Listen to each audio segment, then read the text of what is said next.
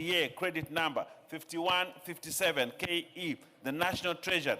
21, Kajiado East Technical and Vocational College. 22, Kajiado West Technical and Vocational College. 23, Kaloleni Technical and Vocational College.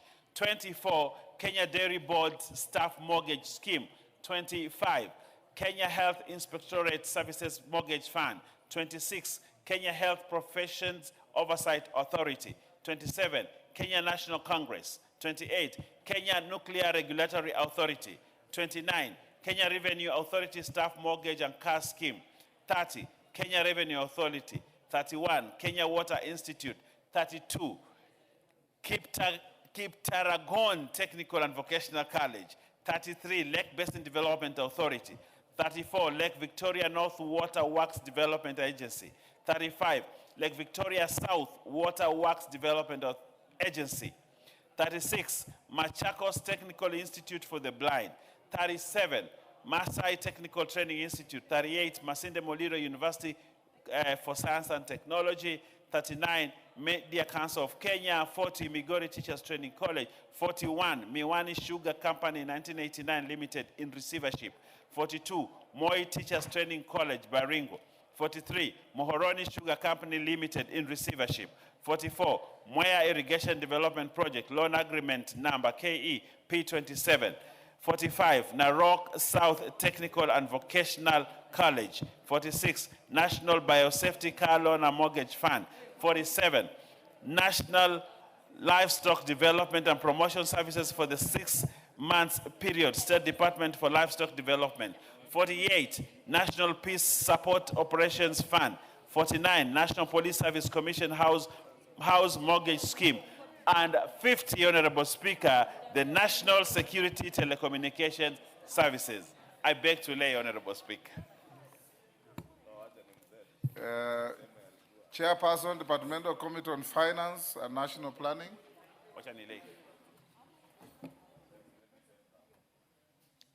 Shuria, you are holding brief? Okay, go ahead. Thank you, Honorable Speaker. Honorable Speaker, I beg to lay the following paper on the table of the House today, Tuesday, 10th March 2026.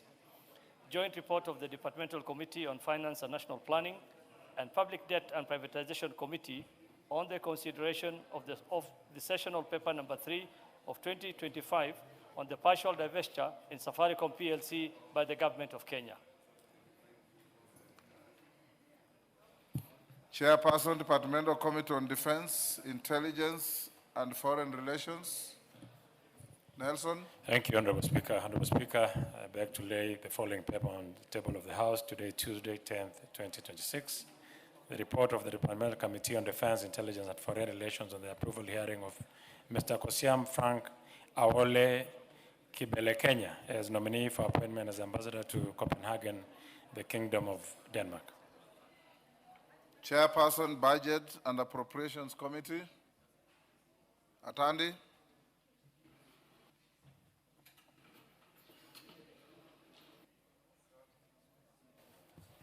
Thank you, Honorable Speaker.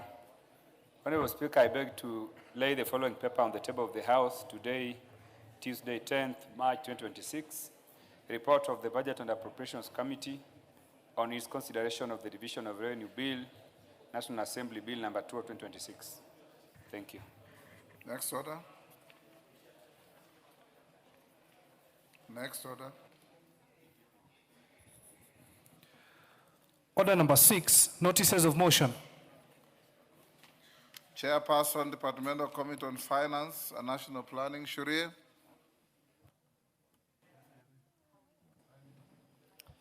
Thank you, Honorable Speaker. Honorable Speaker, I beg to give notice of the following motion, that this House adopts the joint report of the Departmental Committee on Finance and National Planning and the Public Debt and Privatization Committee on the consideration of sessional paper number 3 of 2025 on the partial divestiture in Safaricom PLC by the Government of Kenya, laid on the table of the House on Tuesday, 10th March 2026, and approves sessional paper number 3 of 2025 on the partial divestiture in Safaricom PLC by the Government of Kenya. And 1, resolves that pursuant to the provisions of Section 87A of the Public Finance Management Act, Cap 412A, the House approves the sessional paper number 3 of 2025 on the partial divestiture of Safaricom PLC by the Government of Kenya, and 2, further resolves as follows. Effective date. 1, that the effective date for the approval shall be 1st April 2026 or such later date when all regulatory approvals that form condition precedents of Section 4.1 of the share purchase agreement shall have been completion upon obtaining all regulatory approvals. 2, that the Cabinet Secretary for National Treasury shall, upon obtaining all regulatory approvals in line with condition precedents in paragraph 4.1 of the share purchase agreement, undertake and complete the transaction through the block trade platform of the Nairobi Securities Exchange. Upfront payments to be made in lieu of future dividends. That the Government of Kenya shall receive Kenya shillings 40 billion and 200 million, that is 40.2 billion, as upfront payment in lieu of future dividends on the residual 20% shareholding as per the dividend purchase agreement. Proceeds to be paid into the National Infrastructure Fund. That, notwithstanding anything contained on the share purchase agreement and the dividend purchase agreement, the proceeds of the divestiture shall be paid into the National Infrastructure Fund. No redundancy of existing staff. That, to safeguard against loss of jobs for existing staff, there shall be no acquisition-related redundancies in Safaricom PLC. And preserve the existing business model with Safaricom PLC dealers, agents, and other business partners. That the Cabinet Secretary for National Treasury shall ensure that within 10 years of the divestiture, there shall be no material change to the current shared prosperity business model in Safaricom PLC that would prejudice the existing Safaricom PLC dealers, agents, and other business partners. I thank you, Honorable Speaker. Thank you. Chairperson, Departmental Committee on Defense, Intelligence, and Foreign Relations. Thank you, Honorable Speaker. Approval, this is to give a notice of motion on the approval hearing of a nominee for appointment as the... Honorable Speaker, sorry. Honorable Speaker, I beg to give notice of the following motion that taking into consideration the findings of the Departmental Committee on Defense, Intelligence, and Foreign Relations in its report on the approval hearing of a nominee for appointment as the Ambassador to Copenhagen, Kingdom of Denmark, laid on the table of the House on Tuesday, 10th March 2026, and pursuant to the provisions of Article 132E of the Constitution and Section 22 of the Foreign Service Act, Cap 185E, and Section 3 and 8 of the Public Appointments, that is Parliamentary Approval Act, Cap 7F. This House approves the appointment of Mr. Koisiom Frank Ole Kibele Kenya as the Ambassador of Copenhagen, Kingdom of Denmark. Thank you. Before we call the next order, allow me, members, to acknowledge the following institutions in the House. In the Speaker's Gallery, a Gitare Mixed Secondary School from Runyenjes, Embu, Machakos Boys School from Machakos Town, Machakos, St. Benedict Ikuda Boys from Kitui South, Kitui. In the Public Gallery, Ngwata Primary and JSS from Mavoko, Machakos, Kirangari Boys High School from Kabete, Kiambu, Kianyaga High School from Gishugu, Kirinyaga. On my behalf and on behalf of the House, we welcome the students, their teachers, and those accompanying them to the House of Parliament. Next order.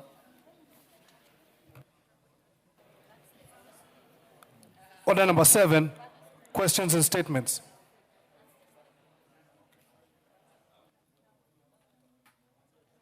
Honorable members, we'll go to statements.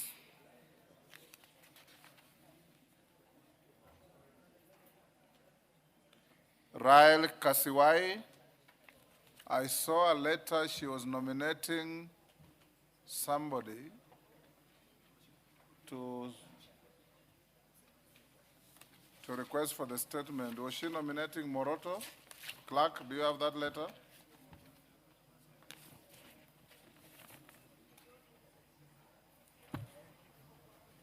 There was a member from West Pokot nominated by Raila Kasiwai.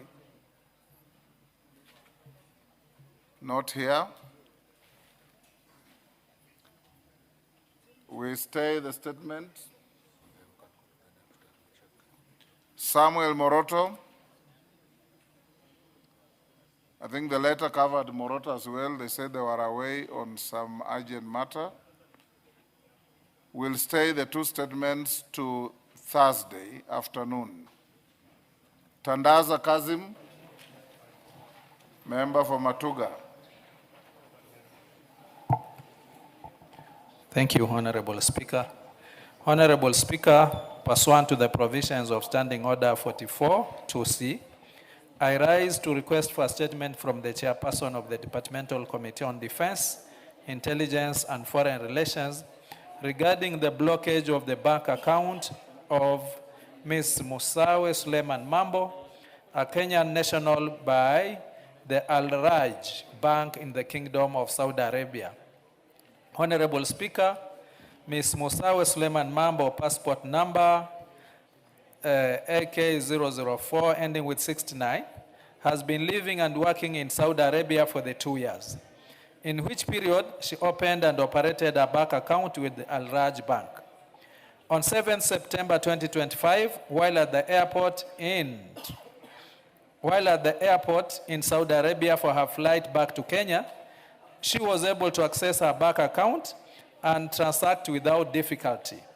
However, on her arrival in Kenya on 8 September 2025, she has been unsuccessful in reaching the bank, which remains unresponsive, and no reasons have been given for blocking access to her account.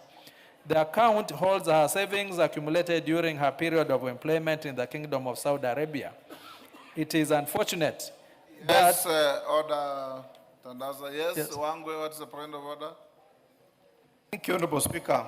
Honorable Speaker, I don't intend to disrupt my very good friend, the engineer, but this house being a house guided by your own guidelines, according to your own judgment, Honorable Speaker, is the member properly dressed to address the floor? Which member? The one speaking, Honorable Speaker. Tandaza. Yes. Thank you, Honorable Speaker. Yes, I'm in my official kanzu, and as a Muslim, this is the way I'm supposed to dress, and on top I have, so I can't put a tie on a kanzu. I think it's just far from You are in a kanzu? For sure.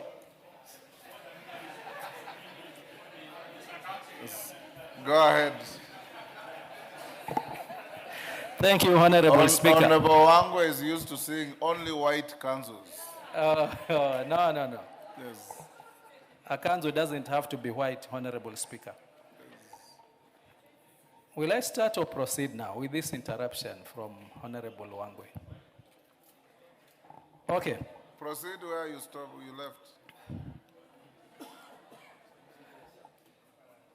It is unfortunate that with her life savings locked and inaccessible, she is now unable to afford basic amenities, further exacerbating the economic challenges that she faces in settling back in Kenya. Honorable Speaker, it is against this background that I seek a statement from the chairperson of the Departmental Committee on Defense, Intelligence and Foreign Relations on the following. 1.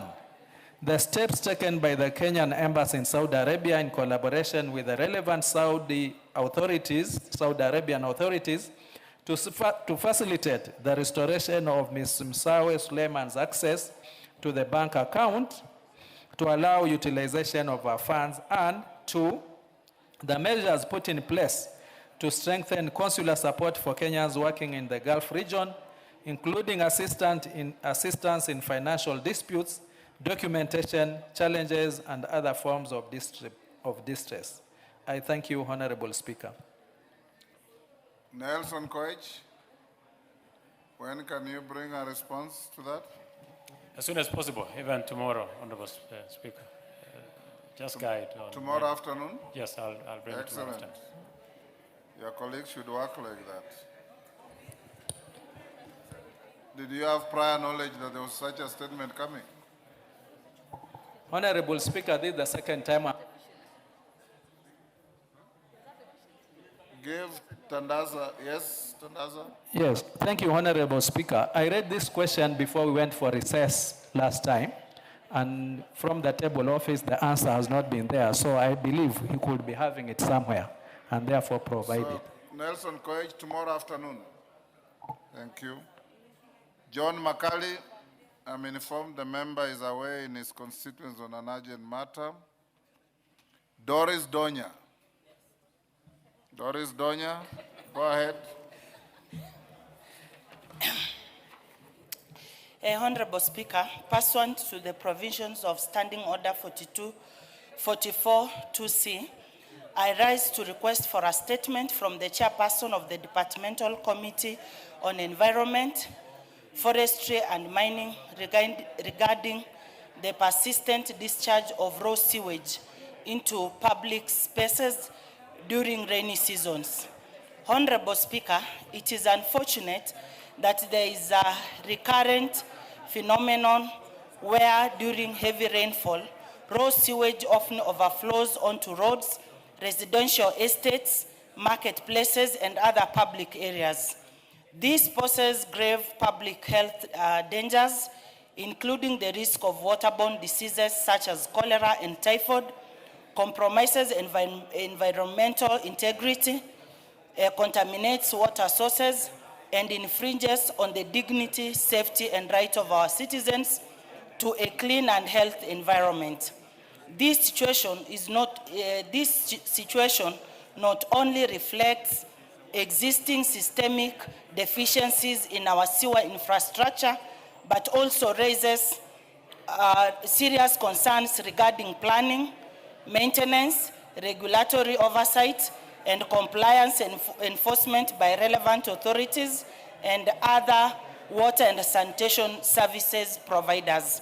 Honorable Speaker, it is against this background that I request the chairperson of the Departmental Committee on Environment, Forestry and Mining on the following: a report on the underlying causes of the recurrent sewer overflows experienced during rainy seasons in urban and pre-urban areas, including an assessment of the condition and capacity of existing sewer infrastructure and the immediate remedial interventions being undertaken to contain the current health and environmental risks, including emergency response and mechanisms, public health safeguards and accountability measures against negligent sewerage service providers. I thank you, Mr. Speaker. Now that, Mr. Speaker, you are engaging. Thank you, Honorable Donya. Chair, Environment, Forest and Mining. Owen, who is the chair? Yes, Women Rep Kericho. Beatrice. Thank you, Honorable Speaker. And from what she said, it is something serious, so please give us 2 weeks. I'll talk to the chair. Committee? Yeah, I'm a member of the committee. 2 weeks. 2 weeks. Yes, Donya. Give Donya the... You see, Mr. Speaker, the rains are causing havoc. It's not that they are going to get the response from Japan or Ethiopia. It is just within. I think 1 week or even 2 days, Mr. Speaker, is enough. Serious issues must be taken seriously. They should even responded to within a day. Beatrice Kemei, can your chair or yourself bring a response on Thursday afternoon? Maybe next week, Chair, and Speaker, next week on Tuesday. Tuesday will be on recess. Speaker, it is not one area, it is the whole country. So allow the chair to do it next week. Recess.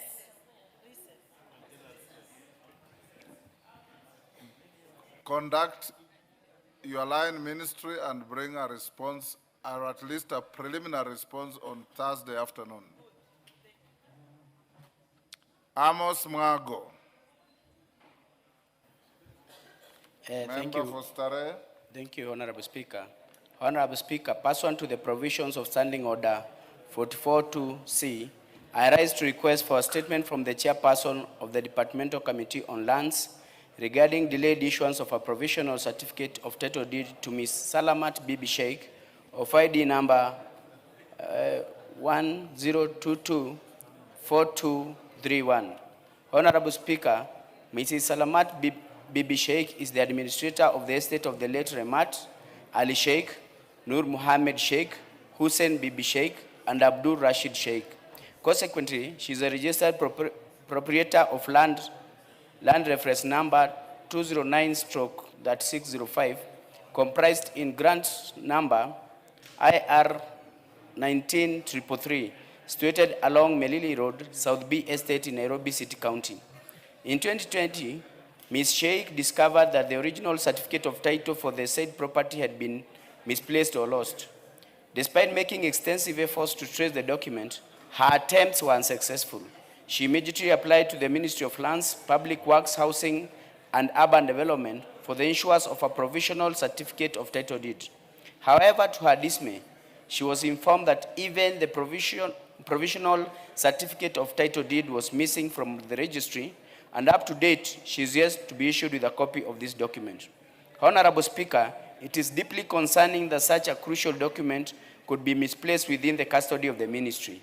This prolonged delay has subjected Mrs. Sheikh to financial distress, as she has been unable to use the title as collateral for financing or to transact with the property in any meaningful way. Honorable Speaker, it is against this background that I request for a statement from the chairperson of the Departmental Committee on Lands on the following. 1.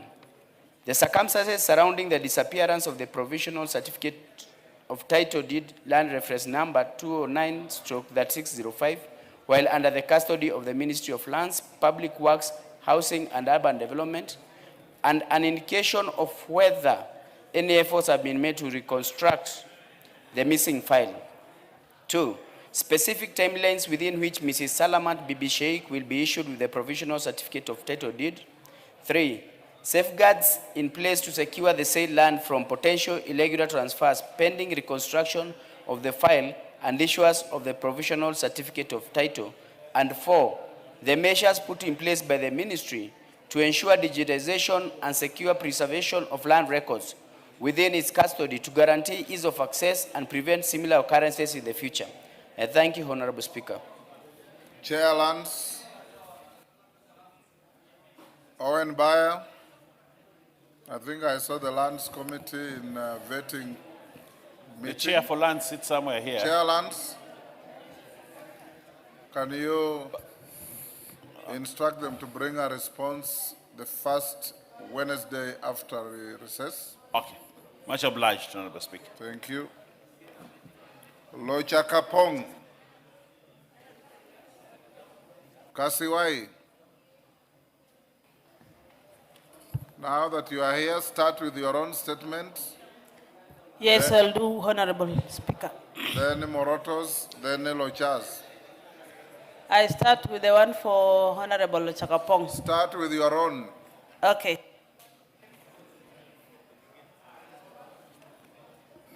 Honorable Speaker, I rise to request for a statement regarding the status and jurisdiction of Aro Sub-County Administrative Unit.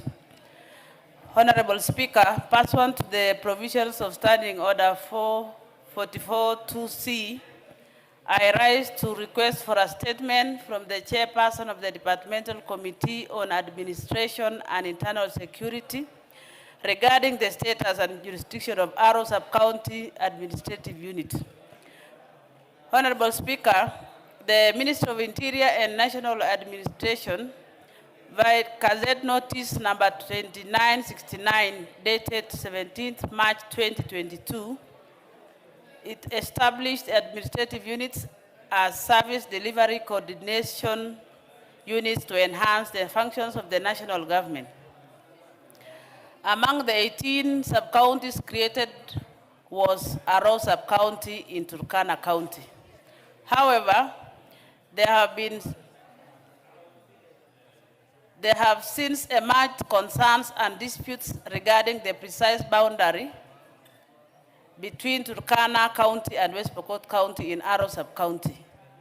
This situation has led to uncertainty among residents and contributed to challenges in coordination of security operations, delivering of public services, land administrative processes, and general communal relations.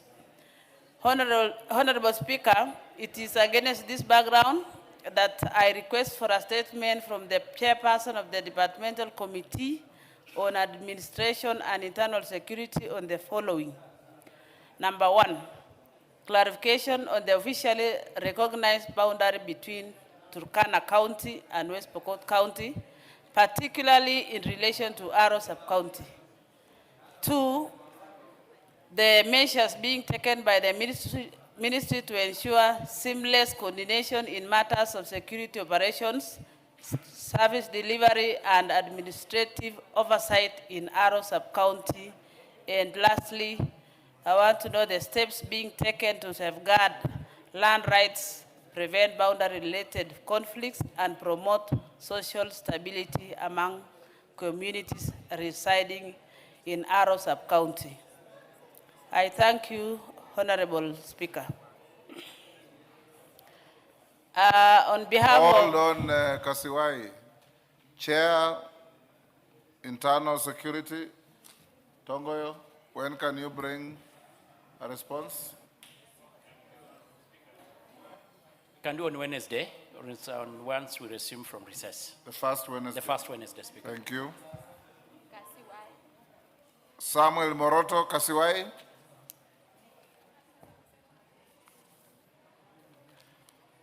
Honorable Speaker, pursuant to the provisions of Standing Order 44-2C, I rise to request for a statement from the chairperson of the Departmental Committee on Blue Economy. Put it on record that on behalf of Samuel Moroto, it's not your statement. Thank you. On behalf of Samuel Moroto, the member for Kapenguria constituency, I rise to request for a statement regarding the implementation of the Takwe Lokichar Water and Irrigation Project under the South Lokichar Field Development Plan.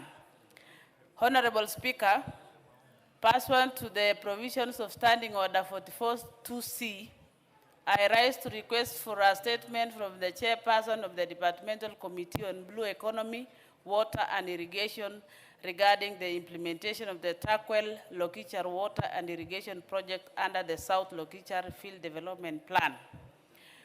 Honorable Speaker, the Takwel Dam, located in West Pokot County, is a critical enabler of the South Lokichar Field Development Plan as the source of water and power infrastructure required for oil extraction, as well as for irrigation and domestic supply to communities along the Takwel Lokichar corridor. The FDP indicates that the planned distribution of the benefits from the project between Turkana and West Pokot counties includes access to treated water and large-scale agricultural development. However, it is noted with concern that while the dam and the key water abstraction infrastructure are situated in West Pokot County, the bulk of the irrigation expansion allocated to Turkana County, while West Pokot County is allocated less acreage despite hosting the primary water source. This situation raises serious concerns regarding equity, fairness, and proportional benefit sharing in the utilization of the natural resource and benefits to local communities.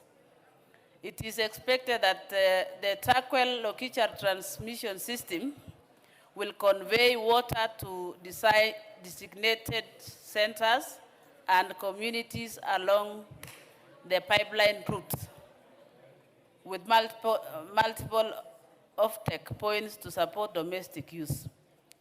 However, clarity is required regarding the full cost implications of the transmission pipelines, the specific beneficiary communities, and the criteria applied in allocating irrigation acreage and water infrastructure between the host counties. Honorable Speaker, it is against this background that I request for a statement from the chairperson of the Departmental Committee on Blue Economy, Water and Irrigation on the following. Number one, a report on the cost estimates for the Takwe-Lokichar transmission pipelines, including the criteria used in identifying the designated beneficiary communities. Two, a report detailing the specific communities in West Pokot County that will benefit from the treated water transmission system, including the number of offtake points and the volumetric allocation guaranteed to residents of West Pokot to support domestic use. And finally, the measures put in place by the Ministry of Water, Sanitation and Irrigation to ensure West Pokot County, as the primary water source, receives its proportional share from the project in terms of irrigation acreage, water abstraction, and associated infrastructure development. And I thank you, Honorable Speaker. Thank you, Chair, Blue Economy. Bowen, when can you respond? Mr. Speaker, I don't know if, because the Honorable Moroto is not here, this is something we discussed with the ministry, and even I have the answer straight away. It's only that the Honorable he's asking on behalf of Moroto, who is not in. But Speaker, Kasiwai, when is Honorable Moroto going to be here? Are you ready to take the answer? Honorable Speaker. So, yes. Okay, Bowen, tomorrow. Tomorrow afternoon. Afternoon. Thank you, Mr. Speaker. In fact, we can load it to tomorrow morning. Kasiwai, you'll be here tomorrow morning on behalf of Honorable Moroto? Yes, I will, Honorable Speaker. Clerk, put that response to tomorrow morning. Kasiwai, on behalf of Lochakapong. On behalf of Honorable Peter Lochakapong, the MP for Sigor constituency, I rise to ask or request for a statement regarding transport and road safety concerns arising from the operations of Simtech Limited in Sebit in West Pokot County. Honorable Speaker, pursuant to the provisions of Standing Order 44-2C, I rise to request for a statement from the chairperson of the Departmental Committee on Transport and Infrastructure regarding serious transport and road safety concerns linked to the operations of the Simtech Limited in Sebit, West Pokot County. Honorable Speaker, Simtech Limited is a cement manufacturing factory operating in West Pokot and officially Sebit area. Whereas the company serves as a key economic enabler in the region, heavy commercial trucks belonging to the company are allegedly driven carelessly, leading to frequent road accidents and near miss accident incidences. The absence of adequate traffic control measures in the area has reportedly worsened the situation, thereby exposing residents and other road users to heightened risk. Honorable Speaker, it has further been reported that there are no designated truck parking or holding areas around the factory. Due to this, trucks are dangerously parked along public roads within Sebit area, causing traffic congestion, obstructing access routes, and increasing the livelihood of accidents. This uncontrolled parking has created serious danger to motorists, pedestrians, school children, and traders undertaking their daily activities within the town. Numerous complaints to the management of Simtech company and local authorities have borne no results. Honorable Speaker, it is against this background that I request for a statement from the chairperson of the Departmental Committee on Transport and Infrastructure on the following. One, the action being taken by the ministry to investigate and address the resulting road safety concerns in and around Sebit. And 2, the reasons for the absence of designated truck parking or holding areas around the factory. I thank you, Honorable Speaker. Chair, Transport and Infrastructure, GK. First Wednesday of next month, the Honorable Speaker will have the response. Thank you.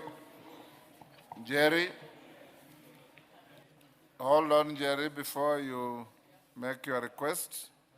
Honorable members, allow me to acknowledge in the Speaker's Gallery, St. Anne's Girls, Lioki, Kiambu Township, Kiambu, Sosit Girls from Bureti, Kericho in the public gallery, Karocho Secondary School from Tharaka Nithi. I've been requested by Honorable Komingoi. I'll give you a minute to welcome the school from your constituency and all the other students in the galleries. Give Komingoi the mic.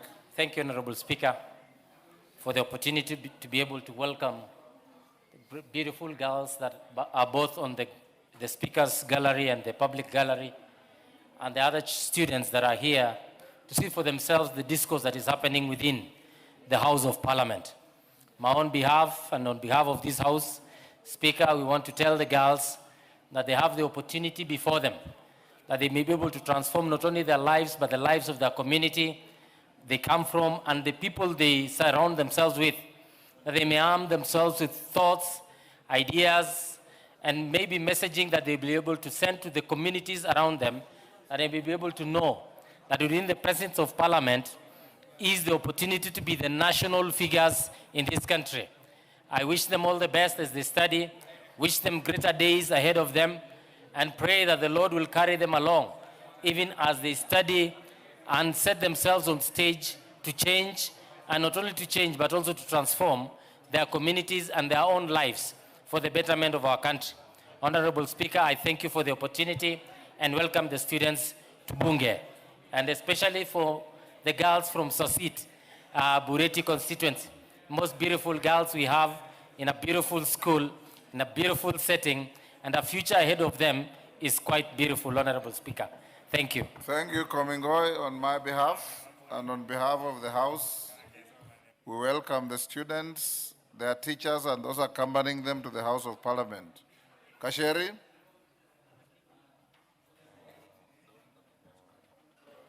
Thank you, Honorable Speaker.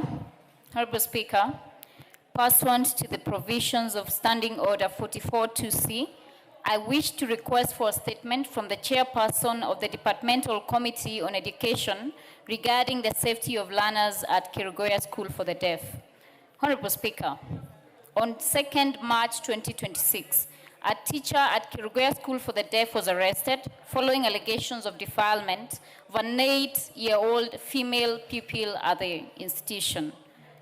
Alarmingly, it is further alleged that the said teacher is facing similar cases before a court of law.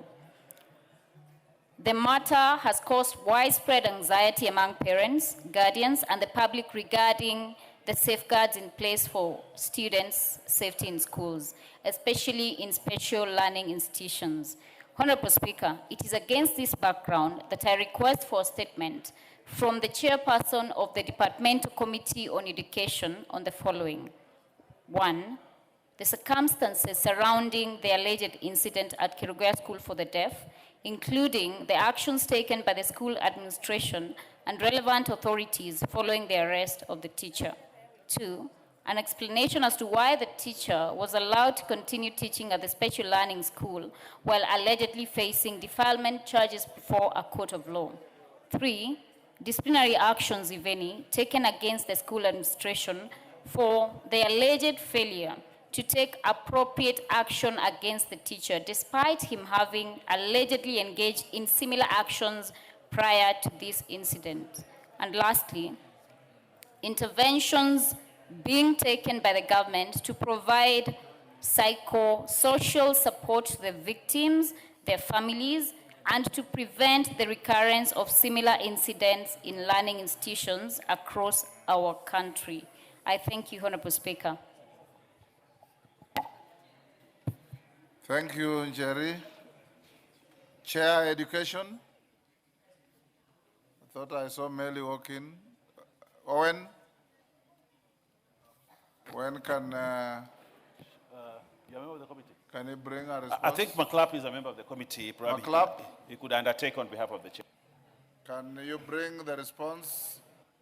Yes. The first Wednesday upon resumption from the short recess? Much obliged, Mr. Speaker. That will be on 1st of April. Thank you, Mr. Speaker. Thank you. But first, Mr. Speaker, it's a fool's day, so... Yes, but don't come to fool us. I don't come with fool's answer. Yes. It is a fool's day for fools out there, not in this house. Yes, Tungule, on the same? No, it's yes, you said you wanted to find out about a response to an earlier statement you requested. Go ahead. Thank you, Mr. Speaker. On the 15th of October last year, 2025, I requested for a statement from the Departmental Committee on Defense, Intelligence, Foreign Affairs regarding the death and burial. Tungule. Yes. If you asked on 15th of October before the long recess, yes, it elapsed. Yeah. And when we came back, I directed that any member who had a statement that had lapsed should go to the office where you deposit those statements, the table office, and resurrect your statements. Did you do so? Actually, I missed that communication, Mr. Speaker. So you discontinue what you are saying, take your seat, and go to the table office and embark on resurrecting your statement. Once you do so, I'll allocate you time to request once more. If you do it this afternoon, I can slot you for Thursday. Allow me, honorable members, to also acknowledge in the Speaker's Gallery Kabare girls from Gishugu, Kirinyaga. I've been asked by Kasheri to welcome the students. She says she went to that school. Kasheri? Thank you, Honorable Speaker. It is indeed an honor to welcome the girls to the 13th Parliament. And I just want to encourage them and tell them that I was once a student at Kapare Girls. My dormitory was Longonot. We used to call it Long T. And I used to be the music captain. So I also used to offer some entertainment if you talked to me nicely. So I want to tell them that we are here because this country and the 2010 Constitution has afforded women to be leaders. And it has given a clear guideline that once women are given the opportunity, they can lead and they can perform. We have governors who are female, and I know for a fact that in the near future we will have a female president. If it is not one of us on this floor today, it must be one of you girls seated up there. So please put in the hard work. Remember to protect your dignity. Remember that we are doing this to shape the path for you. God bless you. You've said everything except welcoming them to Parliament. Yes. Did you? Thank you, Kasheri. Next order. Honorable members, those who have an interest in the issue of the policy on hardship areas, the Prime Cabinet Secretary was supposed to come to the House tomorrow to give a statement on the issue. I've received communication that is out of the country, and therefore, Owen Bayer, you organize with your office to have him here the first Wednesday on resumption after the short recess. That Wednesday will be 1st April. Much obliged, Honorable Speaker. Next order. Order number 8, motion, consideration of the 2026 budget policy statement. Question to be put. Members at the bar, take the nearest seats.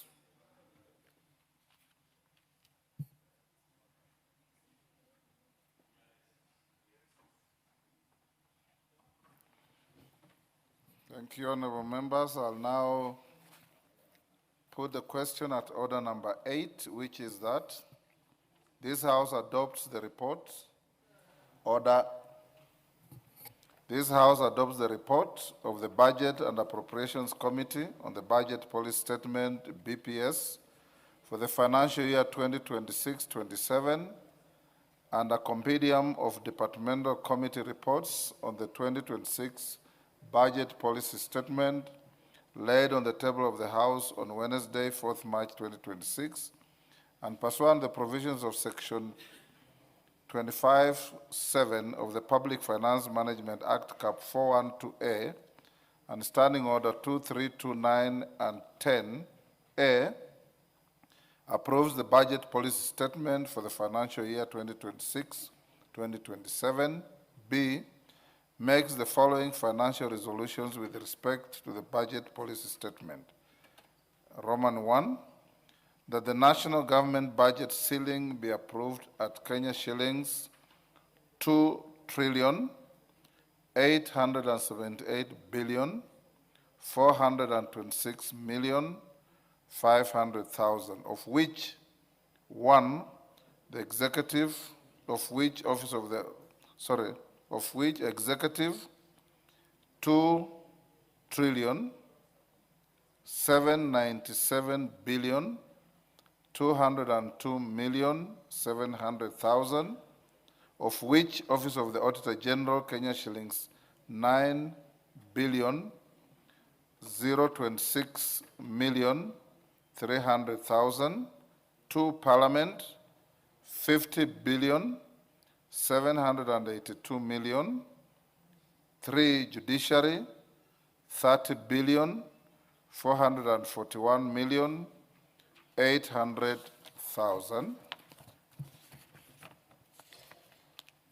that the allocation to county government's equitable share be approved at Kenya shillings 420 billion, that consistent with the latest audited and approved revenues, the allocation to the equalization fund be set at 9,602,170,425, that the county government additional allocations be approved at Kenya shillings 75,692,700,182 as per the fourth schedule to the report, which shall form the basis for the county government additional allocation bill for the financial year 2026-2027. That the allocation for the public participation initiatives be approved at Kenya shillings 4 billion under vote 1071 of the National Treasury, and resolves that 1, consistent with the resolution of the House of 3rd March 2026 on the 2026 medium-term debt strategy, the fiscal deficit be maintained at 5.3% of the gross domestic product, GDP. 2, the first schedule to the order paper forms the basis for the ceilings for the financial year 2026-27 budget estimates. 3, that the policy resolutions contained in the second schedule to the order paper, non-financial recommendations relating to the budget policy statement for the financial year 2026-2027 shall form the basis for financial year 2026-2027 budget estimates. And 4, the minimal adjustments in the gross ceilings in the second schedule to the report be accommodated in the revenue yield expected from ongoing tax administration reforms and the enhanced funding to Kenya Revenue Authority. As members of that opinion say aye. Will those of the contrary opinion say nay? The ayes have it. Next order. Order number 9, the Division of Revenue Bill, National Assembly Bill number 2 of 2026. Second reading. Honorable members, I'm sure you know that the Division of Revenue Bill is actually a regurgitation of the budget policy statement. The House Business Committee did indicate and decide that we will take the shortest time possible on this motion so that we can go to the committee of the whole House. So Atandi, you may move, have your seconder, and let's see how we move thereafter. Thank you, Honorable Speaker. Honorable Speaker, before I move the bill on the Division of Revenue, I want first of all to thank the House for the adoption of the BPS 2026, which has just occurred. Honorable Speaker, the adoption of the BPS now paves the way for consideration of the Division of Revenue Bill. And Honorable Speaker, Division of Revenue Bill, essentially the main purpose of the bill is to share nationally raised resources between national government and the county government. And Honorable Speaker, the formula for sharing is based on the most recent audited accounts. Honorable Atandi, I prefer that you have no preamble to moving the bill. Okay. Just move the bill. Okay. Thank you. So, Honorable Speaker, I would like just to make a few remarks before I move the bill. That's what I'm discouraging you from doing. Okay. You can make those few remarks within the context of moving the bill. Okay. Honorable Speaker, I beg to move that the Division of Revenue Bill 2026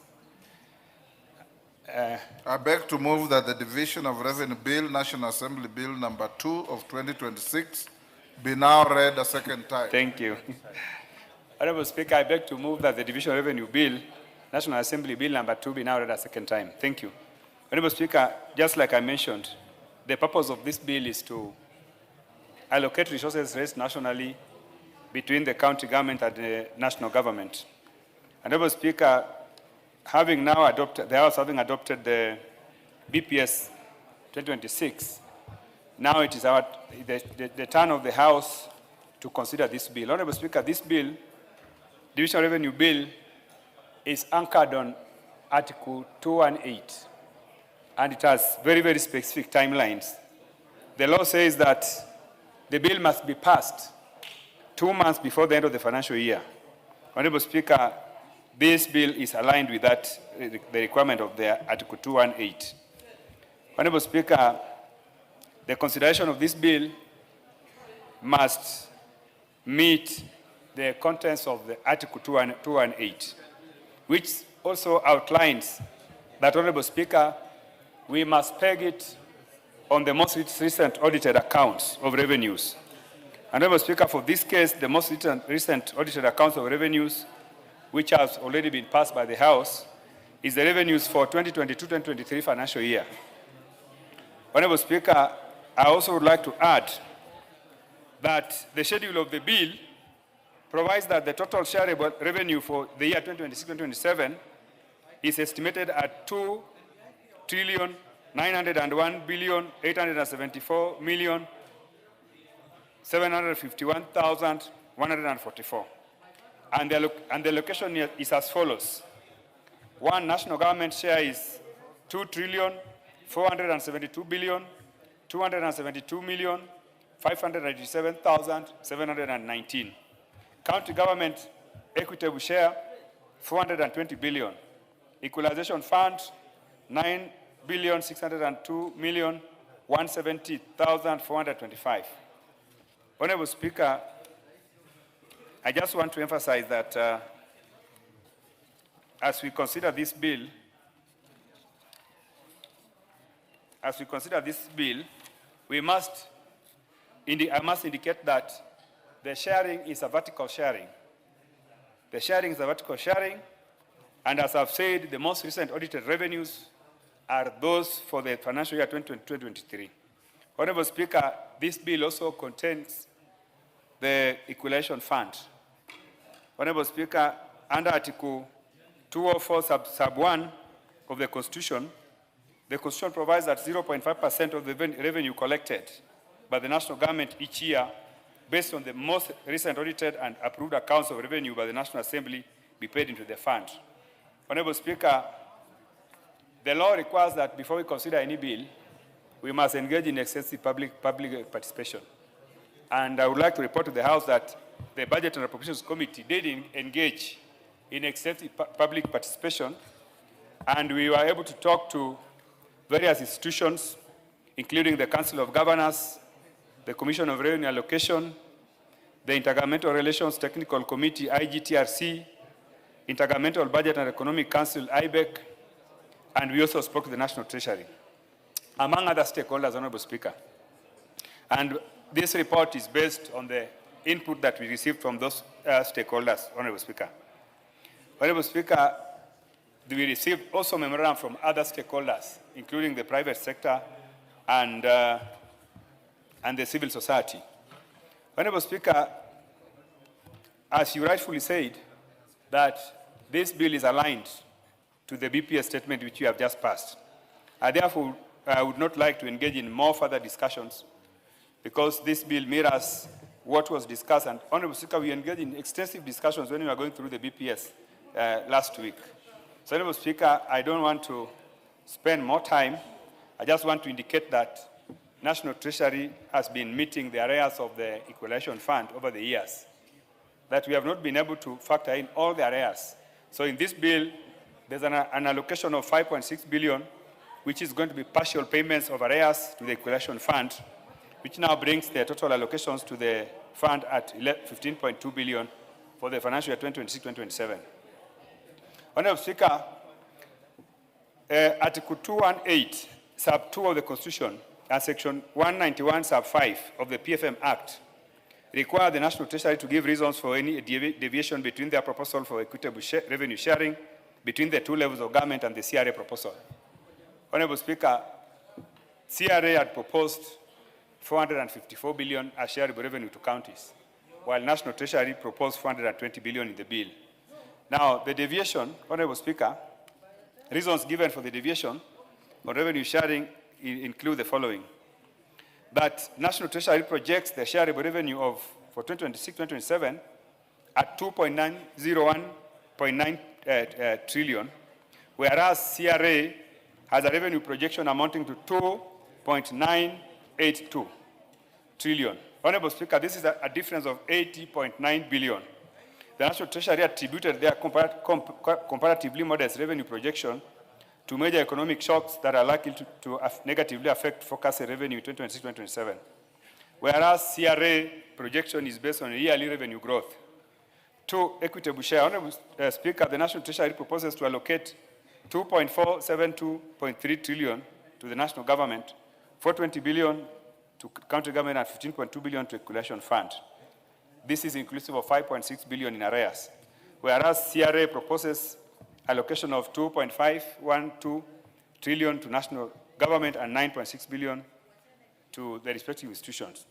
Honorable Speaker, the CRA recommendations are partly informed by high estimated shareable revenue and the inclusion of attendant total resources for remuneration to UHC workers. Honorable Speaker, UHC workers, these are workers that were hired when we had the crisis of COVID crisis. So, Honorable Speaker, their pay is normally factored in the county additional allocations bill. But, Honorable Speaker, the CRA recommends that these resources be moved as part of county share allocations. So, Honorable Speaker, this means that their recommendation is higher than what the National Treasury has proposed, because National Treasury has proposed that the resources be retained under the County Government Additional Allocations Bill. Honorable Speaker, as I wind up, I would like to say that, just like we said it when I was considering the BPS, that we are hoping that this financial year, the coming financial year, we are likely to raise more resources because of the reforms that have been recommended for KRA and the resources that have been allocated way above what they have been given in the past. So, Honorable Speaker, if in case we are able to achieve those resources, then maybe we will be able to add more resources to counties. But, Honorable Speaker, because of previous cases where we have not been able to meet our revenue projections, I cannot be optimistic at this stage that we are able to allocate counties more resources. Honorable Speaker, of course, there are also other political factors that must be considered when we will be going to the division of revenue, when we will be going to the mediation between the Senate and the National Assembly, then the other factors will be considered. I'm listening to my leader, the Honorable Junet Mohammed, and I want to assure you that this is part process of going through the sharing of resources. And there are other more stages that are going to come ahead of us. When we get to those stages, then the allocations to counties most likely will go up. So I want to assure you, Honorable Junet Mohammed, not to worry about my presentation on the floor of the House as far as this bill is concerned. Honorable Speaker, I would like to move and ask the Honorable Makali Mulu to second. Thank you. Who is seconding? Makali Mulu. Makali Mulu. Go ahead, Makali. Yeah, thank you. Thank you, Honorable Speaker. Honorable Speaker, I take this opportunity to second the Division of Revenue Bill 2026, Honorable Speaker. And as my chairman has said, Honorable Speaker, this focuses on vertical sharing of national revenue. Honorable Speaker, is well informed by the BPS, which you have just passed, Honorable Speaker. But even as we approve this Division of Revenue Bill, Honorable Speaker, there are about 3 or 4 issues which I think is important and worthy the House noting, so that as we move to the future, we are able to get it right. The first thing, Honorable Speaker, is the issue of the audited reports. Honorable Speaker, you realize that as we are doing the budget policy statement, we are using the figures of 2020-2021 financial year, because those are the ones which had been audited and approved by the House. That is about 4 years behind, Honorable Speaker. And it means really the figures we are using, then they don't really reflect the reality as it is on the ground. Honorable Speaker, with the latest approval which has just taken place, we are now dealing with the figures of 2022-2023, which now pushes again to about 2 years behind, Honorable Speaker. So this, I think, is an area as House. We need, Honorable Speaker, to see how we can fast track so that we help the counties get their rightful share in terms of revenue sharing, Honorable Speaker. The second issue, Honorable Speaker, is the issue of the projected revenue, Honorable Speaker. If you look at the figures being proposed by the CRA, the figures we are proposing as a House, and the figures the Council of Governors are proposing, Honorable Speaker, they are all different figures. Why are they different? They're different basically because we are not getting it right in terms of projected revenue, Honorable Speaker. So I think in the area of national revenue, Honorable Speaker, that's another area we need to improve. We need to come up with a framework which to some extent can minimize these deviations by different organizations. Because CRA is proposing about 454 billion, honorable members. And now we are proposing 420. And when you look at the analysis, the difference is basically because of the revenue figures. So I think we really need to get it right. The third point, Honorable Speaker, is that despite that every year we give these figures, of late there has been a tendency where the counties are not getting their money by the end of the closure of the financial year, Honorable Speaker. Like last year, we actually closed with about 34 billion, which had not been released, Honorable Speaker. And I think this is another area that once we approve these figures then, the national government through Treasury should make an effort of releasing the funds as passed in the Act. So by doing that, Honorable Speaker, we'll be able to enable the counties implement as they are planned, Honorable Speaker, because every year they do their annual budgets. And if we don't release the resources, Honorable Speaker, then we have that challenge. So those 3 areas, Honorable Speaker, those are areas we can really mention as we approve this bill. And then the last one, Honorable Speaker, is the issue of costing the devolved functions. If you look at the latest report, Honorable Speaker, by the Intergovernmental Committee, the indication was that we still have about 60 billion worth of functions, which are still at the headquarters, and they should be devolved. So I think that's another area as a house. We need to help the national government so that they devolve those functions. And the law is very clear. Once you devolve functions, Honorable Speaker, you also then devolve the resources for those functions. I think if you go that direction, Honorable Speaker, then we will be able to give the counties their rightful share, and then we will be making the right law for the counties. Those my remarks, Honorable Speaker, I second. Thank you so much. Thank you. Members on their feet, take your seats. Take your seats.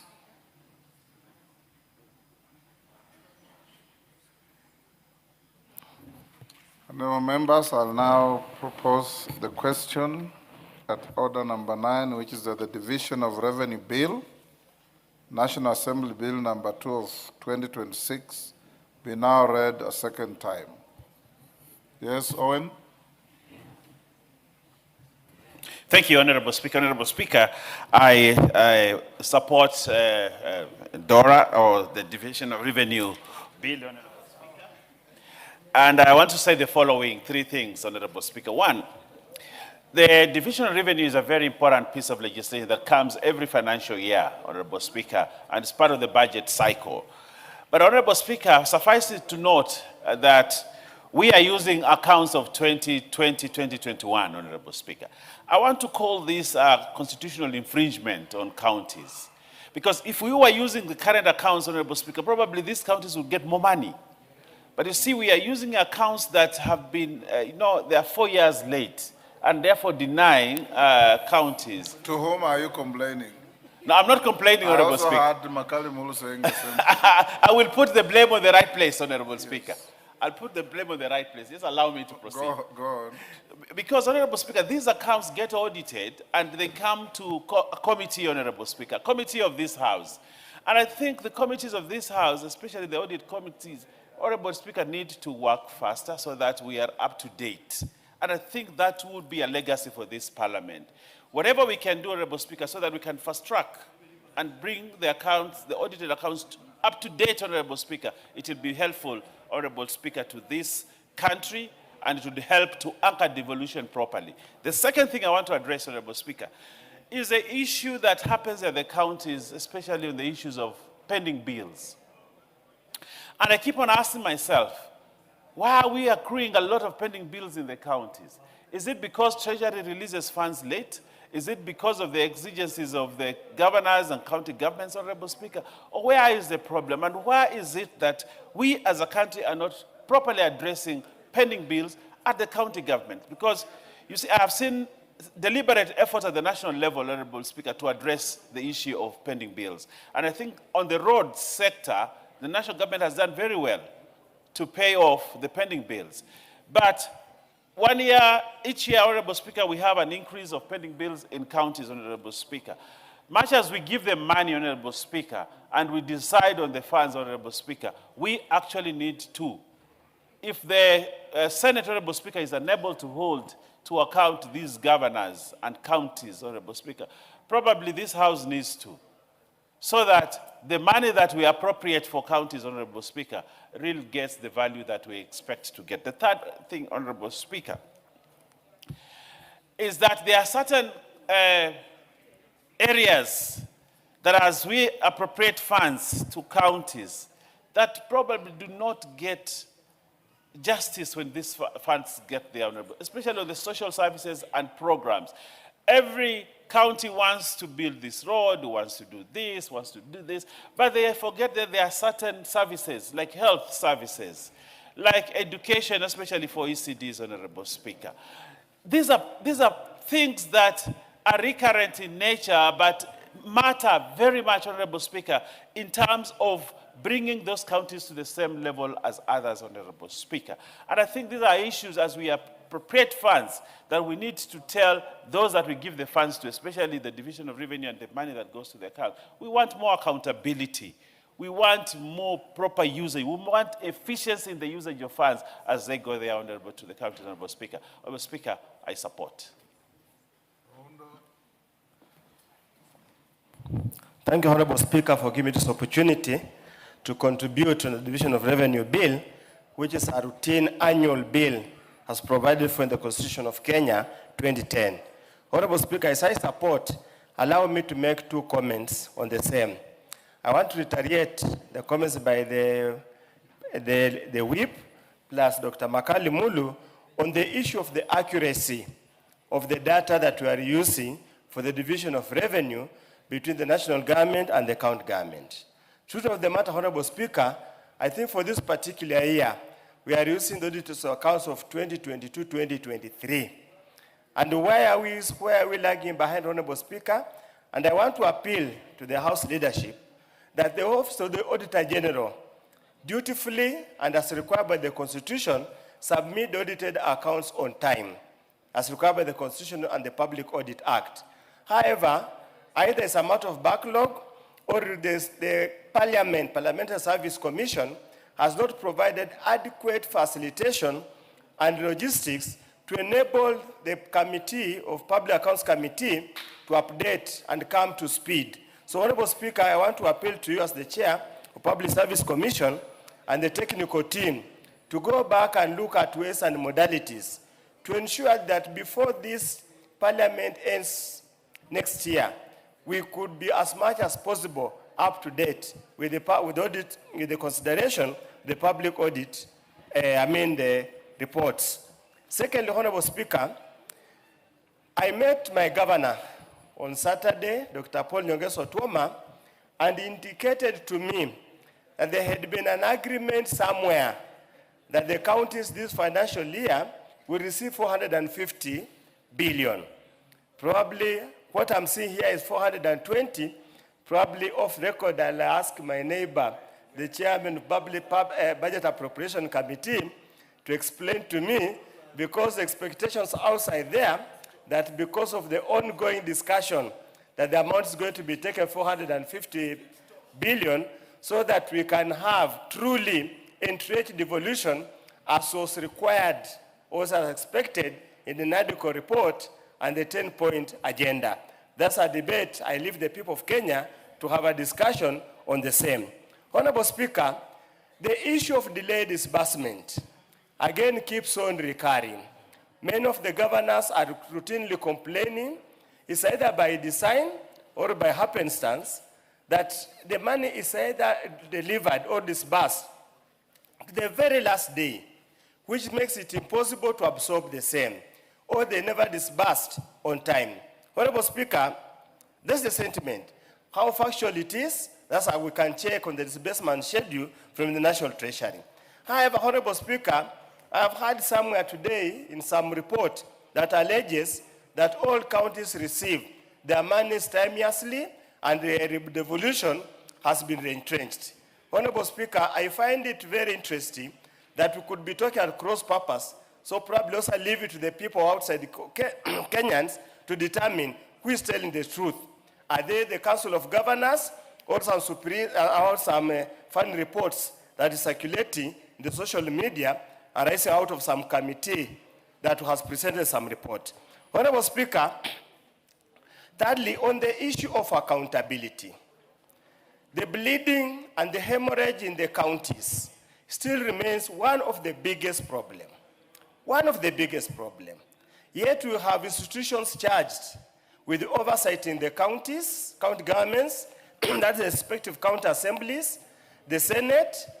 We have bodies charged with ensuring this accountability, that's the EACC and the other investigative bodies. The question we beg on asking, do we lack capacity? Do we lack political goodwill? Or is it because the governors have now have very close relationship with the national executive that are being shielded from prosecution so that we can feel the weight of devolution as envisaged by Baba Raila Odinga? Honorable Speaker, as I conclude, The issue of pending bills remains a monster that we must find a way of getting solved. Counties are unable to provide or pay their bills on time. Because of this regard, the amount of suffering the suppliers are going through, the contractors are going through, plus their families, is becoming unbearable, and this is making this devolution, people start to regret, was there devolution required or not? With those few remarks, Honorable Speaker, I support the bill, and I hope the intransigencies we normally find when you go for mediation will not happen this time round, because sometimes it is tough. Thank you, Honorable Speaker. Bowen.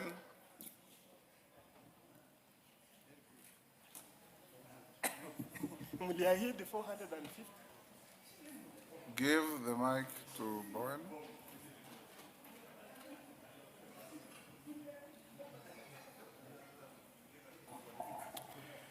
Thank you, Mr. Speaker, for giving me this opportunity to contribute to the Division of Revenue Bill.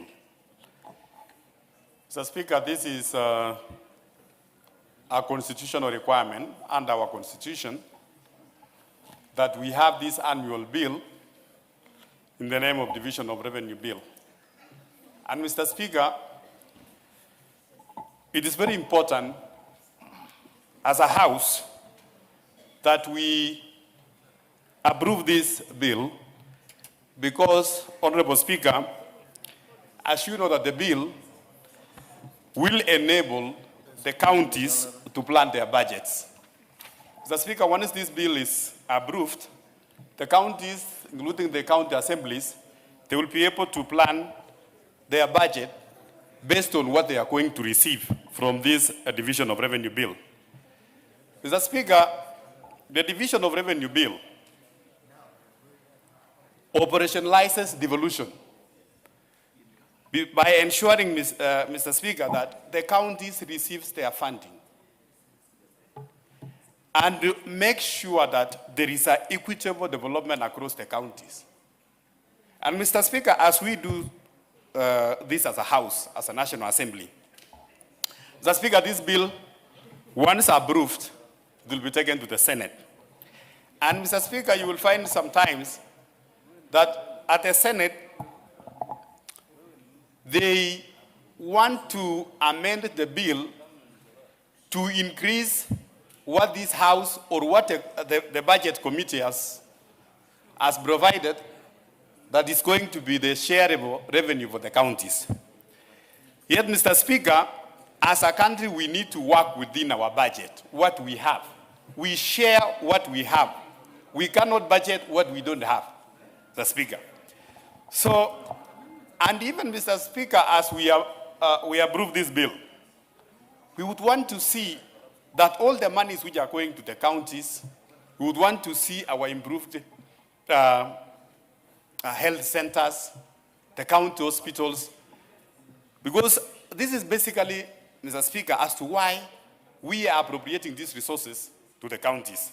But sometimes you go to the counties, Mr. Speaker, you go to an hospital, many people, many patients who are going to the county hospitals, and then you will find that when they are there, they are told they are not medicine or drugs in those hospitals.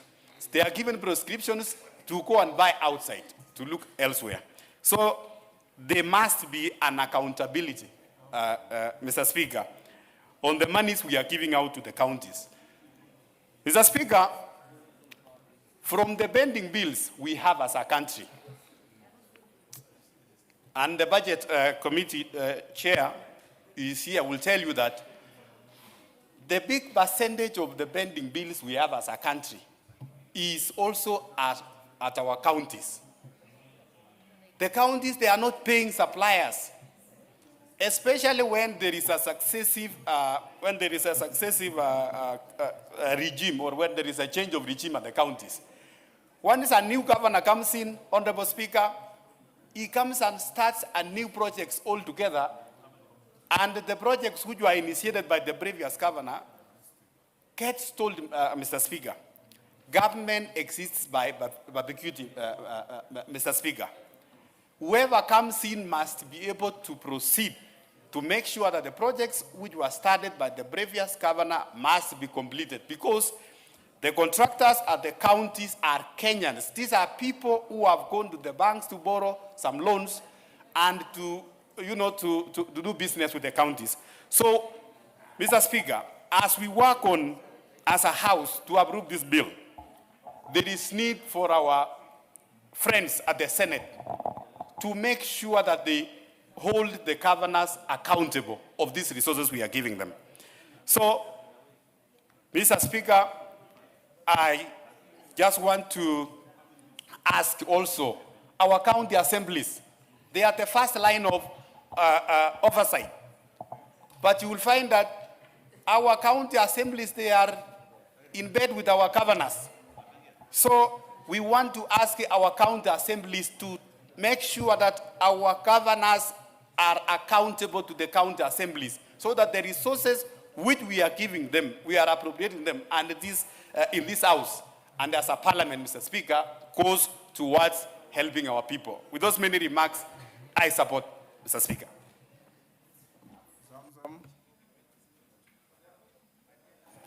Asante sana Mheshimiwa Spika, na mimi leo niweze kuzungumzia makadirio ya bajeti Mheshimiwa Spika, ama mgao ambao unaenda katika national government na county government. Mheshimiwa Spika, Mheshimiwa Spika, kwanza ningeweza kumpongeza chair wa budget na kikosi chake chote kwa kufanya usawa. Mheshimiwa Spika, muda mrefu counties wamekuwa wakilalamika wakisema mgao wao ni mdogo, na kweli tumekuwa tukiona kwa muda mrefu wamekuwa kuna mambo mengi sana waweza wakajifanyia Mheshimiwa Spika, na hasa ukiangalia upande wa disaster na mambo mengi. Hospitali saa zingine unaambiwa madawa hakuna, barabara kule zimeharibika.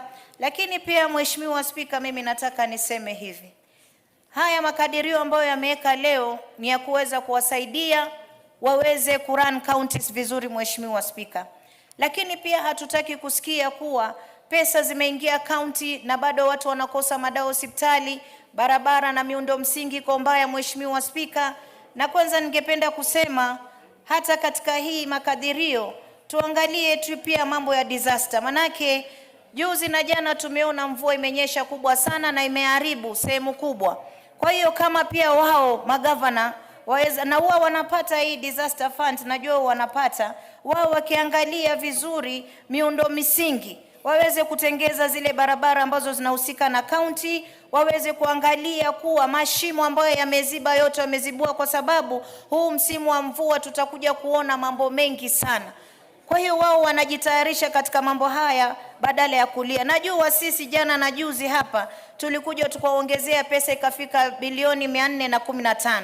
Na hapa naona pia wameongezewa zingine katika haya makadirio, na pia leo nimemsikia rais akisema kuna ile 70 billion ambao pia ilikuwa iko kwenye mgao wao, yote inafika zaidi ya karibu nusu ya trilioni Mheshimiwa Spika. Kwa hiyo mimi napenda tu kusema hizi pesa zikiingia mashinani lazima zifanye kazi. Na ningekuwa na raha sana kama ningeona pia sisi kina mama county makadirio yetu yamewekwa humu, lakini najua kuna mambo mengine ambayo yanaendelea mpaka yamalizwe na yatatuliwe kwanza ndio tuweze kujua NGCDF na NGAF tunaenda vipi, kwa sababu hata sisi kazi ambayo tunafanya Mheshimiwa Spika ni kazi ngumu sana, na ni kazi ambayo watu ni wengi lakini mgao ni kidogo. Kwa hiyo mimi niwaambie hata la taifa kuu, hizi pesa ambazo wanapata vile rais anasema lazima makadirio vile yamewekwa, pesa zikishuka chini zishuke kwa mambo ambayo yanaonyesha ujenzi wa taifa kikamilifu. Na nimpongeze kwa sababu amekazana na amefanya kazi nzuri sana. Hata hizi akiongezewa, najua hizi pesa haziwezi kwenda kwa sehemu mbaya, kwa sababu rais amebainisha hata ile affordable housing pesa zikienda, sisi tulikuwa tunasema hii ni biashara mingine, lakini Mheshimiwa Spika ameweza kutuprove wrong, na akaonyesha kwa kuonyesha waziwazi kuwa nyumba ndio hizi zinajengwa na watu wanaingia, watu wametolewa katika sehemu mbovu. Kwa hiyo pesa ya national government tumeona ikifanya kazi vizuri sana.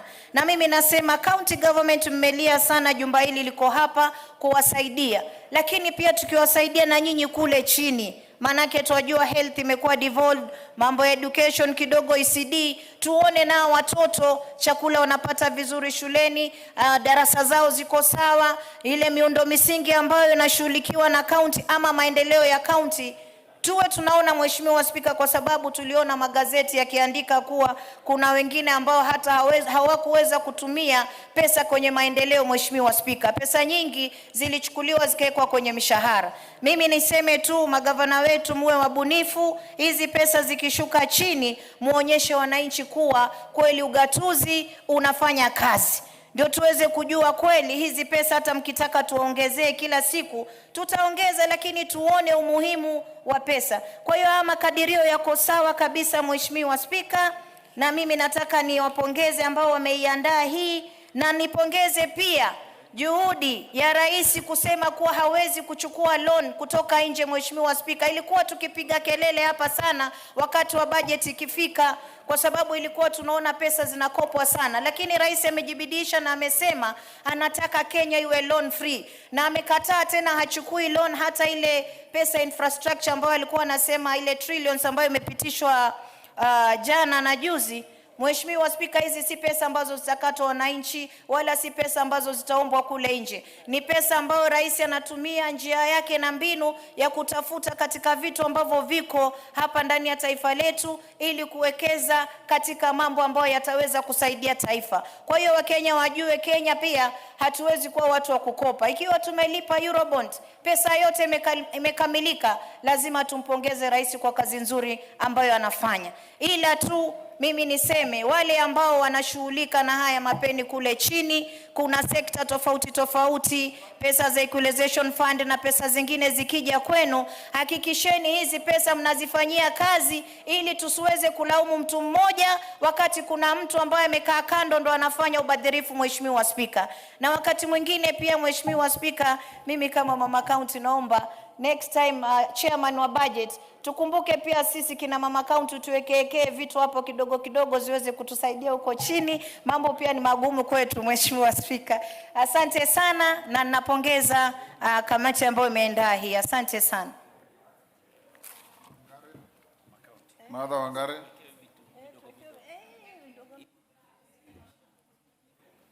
Thank you, Mr. Speaker.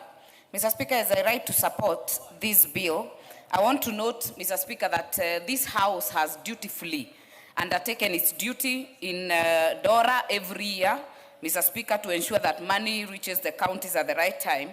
And Mr. Speaker, if you look at the amount that we are speaking about right here, and you mirror it to CDF, Mr. Speaker, it is over $1 billion versus almost an average of 150 million per constituency, Mr. Speaker. And that then means, Mr. Speaker, that we should have more done by this money than we are currently seeing. Mr. Speaker, devolution was meant to change a few things in the counties.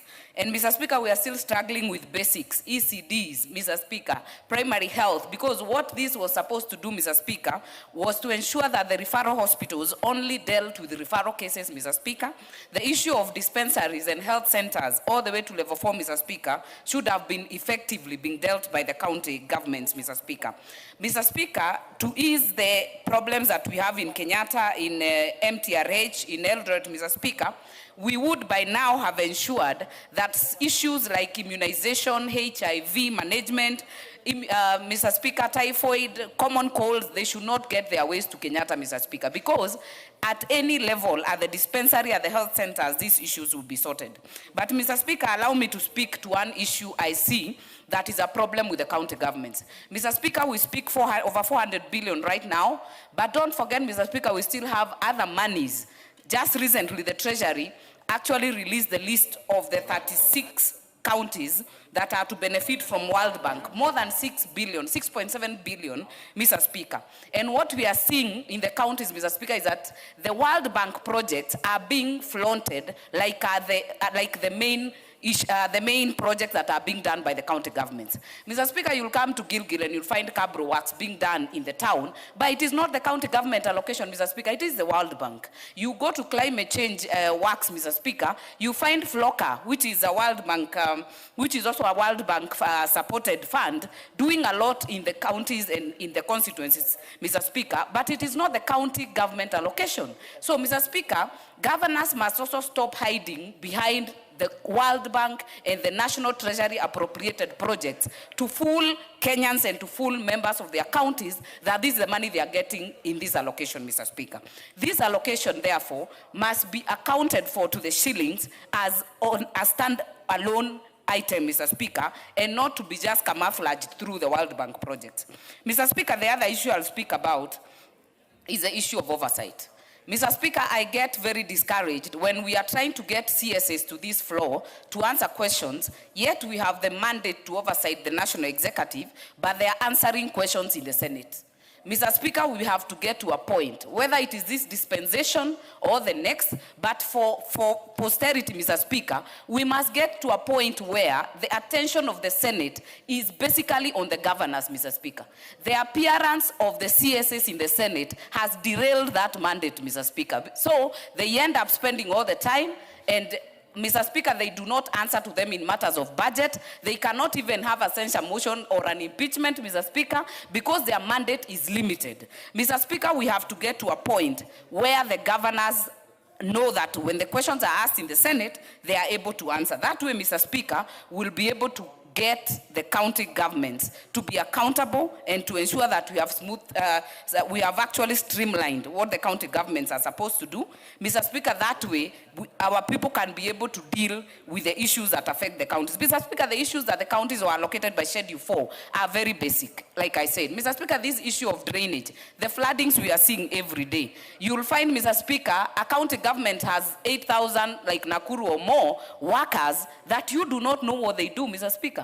We should be able to ensure that anytime there is a crisis like the flooding crisis, Mr. Speaker, these workers are able to ensure that the drainages are clogged in time. And Mr. Speaker, we know when the meteorologist says it's going to rain. So, Mr. Speaker, this is what we are supposed to do, to see in every town, in every center, the rural roads, Mr. Speaker, ensuring that the zero mileage and zero distribution of fertilizer is taken to the doorstep of farmers, Mr. Speaker.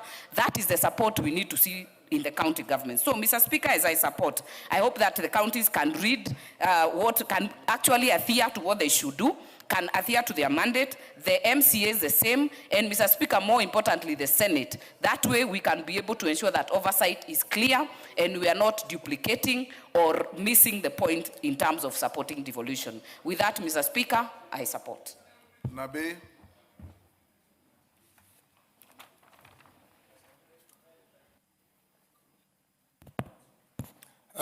Thank you, Mr. Speaker. I rise to support the bill. Mr. Speaker, I want to start by saying the Constitution 2010, Schedule 4, identifies and allocates functions to each level of government. And as we know, money follows functions. The counties, as we know them, they receive money for early child development, education, health, agriculture, roads, to mention but a few.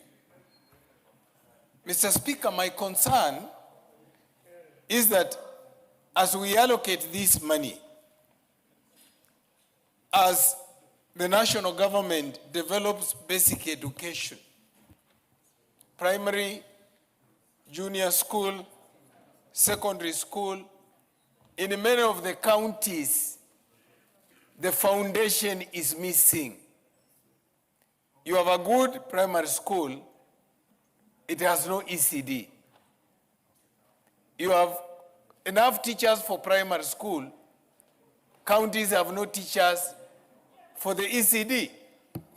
It raises the question, do we need to recalibrate so that in the years to come, as we look at the division of revenue bill, it should be accompanied by an audited, functional record of what is happening in the counties. Today, Mr. Speaker, if you went to the constituencies, all county roads are impassable. And yet, we allocate money for the same. Mr. Speaker, with the rains and the changing patterns of weather, you will find that the ECD children are unable to go to school because they are missing classes. What they have is makeshift classes. In some counties, they are even attending lessons in churches. This calls for, Mr. Speaker, developing much more than what we know as accountability mechanism. I'm recommending that the many non-state actors who have been following us on CDF and Gov money, they should spend much more time developing social accountability mechanism to hold county governments and governors accountable. Mr. Speaker, this country is going to have a crisis, and this is the crisis. We allocate money using this bill. Then, thereafter, there will be something here for conditional grants. Then, the very counties get money from World Bank. What then happens, they use money for conditional grants, they use money from World Bank, and the money we allocate through the division of revenue, it's not accounted for. In some counties, despite having a basic minimum, bearing of 35% at least on development, they have as less as 10, 15. And the controller has pointed out the mismatch between spending for development and spending for recurrent expenditure.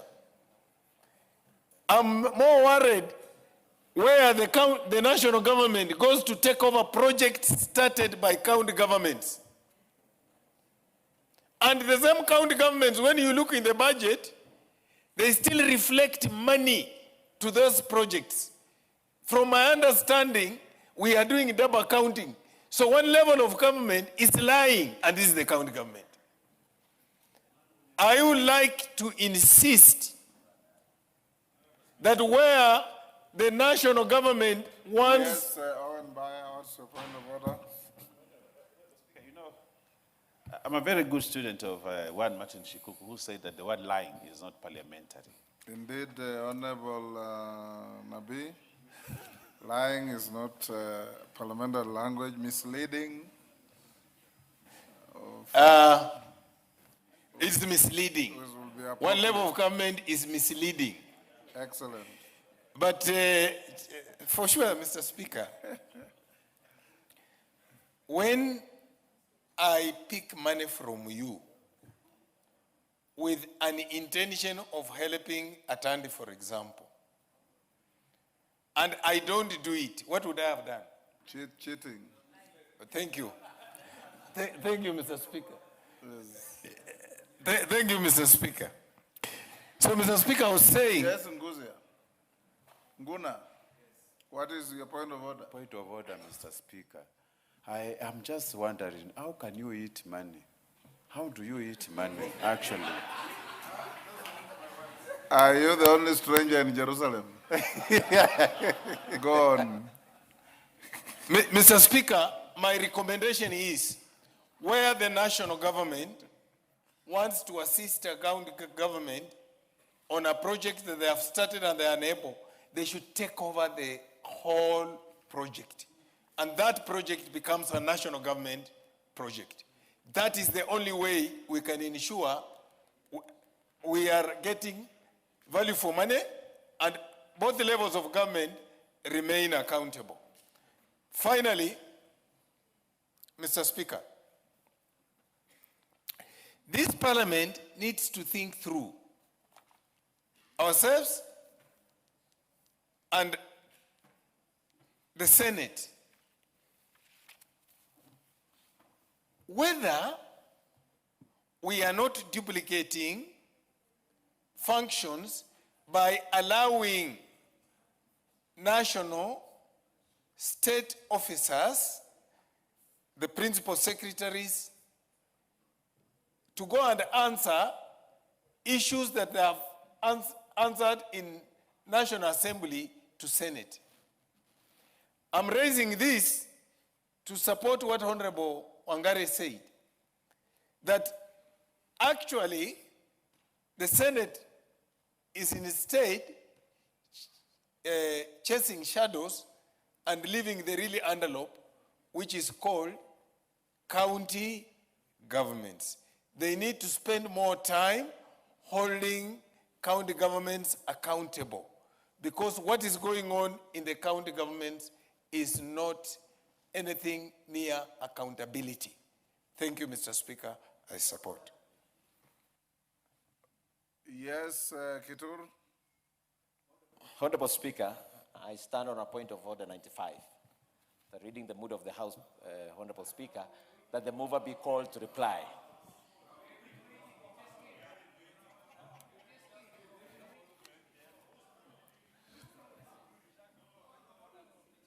Honorable members, he's got a valid point of order, but let's have some middle ground. This bill reflects virtually what you discussed in the BPS. In the interest of good time management, I see a few members who want to say something. Can I limit your time to about 2 minutes, 3 minutes? Or let's agree, it is now 4:28.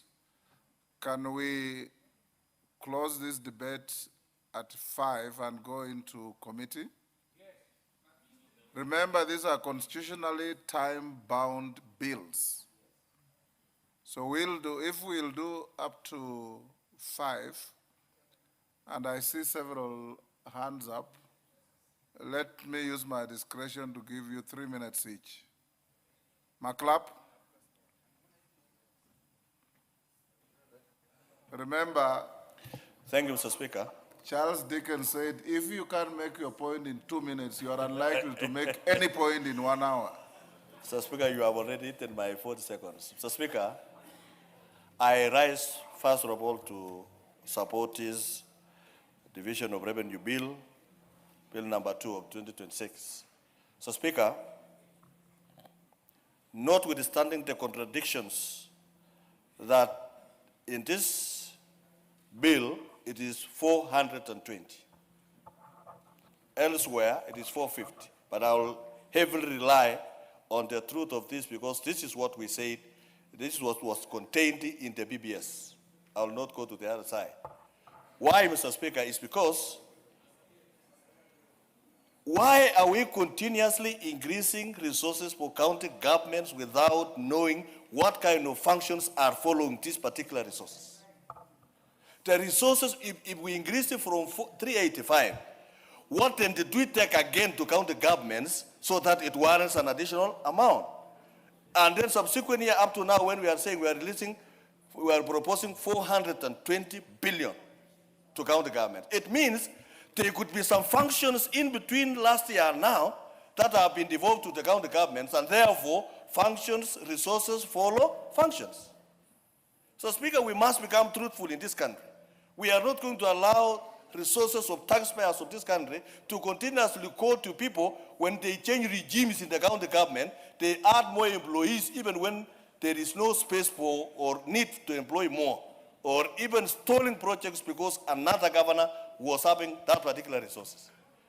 So, Speaker, it is therefore prudent that going forward, when this bill is brought to the House and there is an additional resources from previous financial year, then we should be told, because they now have this these functions that have been taken to the county governments, therefore, we need an additional resources to follow the functions. Secondly, Mr. Speaker, is the accountability. So, Speaker, the health care in the county governments, even if we have a functional share, what is share without medicine? You go there with share working, but the medicine is not there. And yet we have report from this house that resources are being sent to the county governments on time. In fact, when you go to the villages, Mr. Speaker, the MCS are saying MPs have not released the money. The money is held in Nairobi. And yet the truth of the matter is they receive resources on good time. And they don't provide the necessary medicine to to the dispensaries in our rural areas. So, Speaker, the question of accountability from the county assemblies to the Senate. So, Speaker, it is time that we need to look at some functions of, for example, health. Your time is up. Before Shakil takes the floor, allow me to acknowledge in the public gallery Oriwo Boys High School from Karachonyo, Homa Bay. In the public gallery again, I don't know if this is public or speaker's gallery, we have Kangongi Comprehensive School from Madhioya in Muranga. Then we have Kabare Girls Grade 2 from Gishugu, Kirinyaga. Group 2. Kabare Girls, are they in the gallery? When you are mentioned, you stand up. They have left. So who are those in the speaker's gallery? I haven't seen them respond.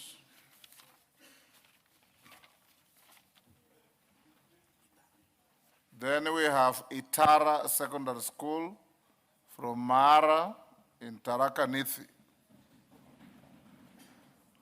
On my behalf and on behalf of the House, we welcome the students, their teachers, and those accompanying them to the House of Parliament. Shakil Shabir. Thank you, Mr. Speaker. Mr. Speaker, as much as I want to get up and support the division of revenue bill, because it is within our mandate, and that is where we are working. I was a member of CKRC, and we discussed this issue of devolution. Devolution, of course, functions and revenue need to go together. One thing that we had discussed, Mr. Speaker, you might remember, we did not want the number of counties that we have. We wanted 10, if you remember. It was 14. We did not want so many because we felt that these excellencies would now become like little presidents. Mr. Speaker, sir, I spent a lot of time on devolution. An issue of devolution we spoke about was that each budget should be on a zero-based budgeting or performance budgeting. Mr. Speaker, I have been a mayor of a city, and we know how things work on own source revenue. These organizations counties that we're talking about now, declares very little on-source revenue, and most of them are now depending on the division of revenue bill. We are saying that is fine, but you know, what is happening is devolution was meant to have certain results. One of the results we did not want was to devolve corruption. We have actually devolved corruption at each level. There are issues at each county, and some of these issues are now becoming recurrent, and they are also now strangulating the counties. And I am of the opinion that even the oversight, recently I saw the governors and the Senate having an argument about oversight. it is an essential part of devolution. It's an essential part. If the government has been given money, county government has been given money based upon some sort of division of revenue bill, that must be followed to the T. However, once you give them the money, they start now changing their priorities. They start changing other issues. SS member.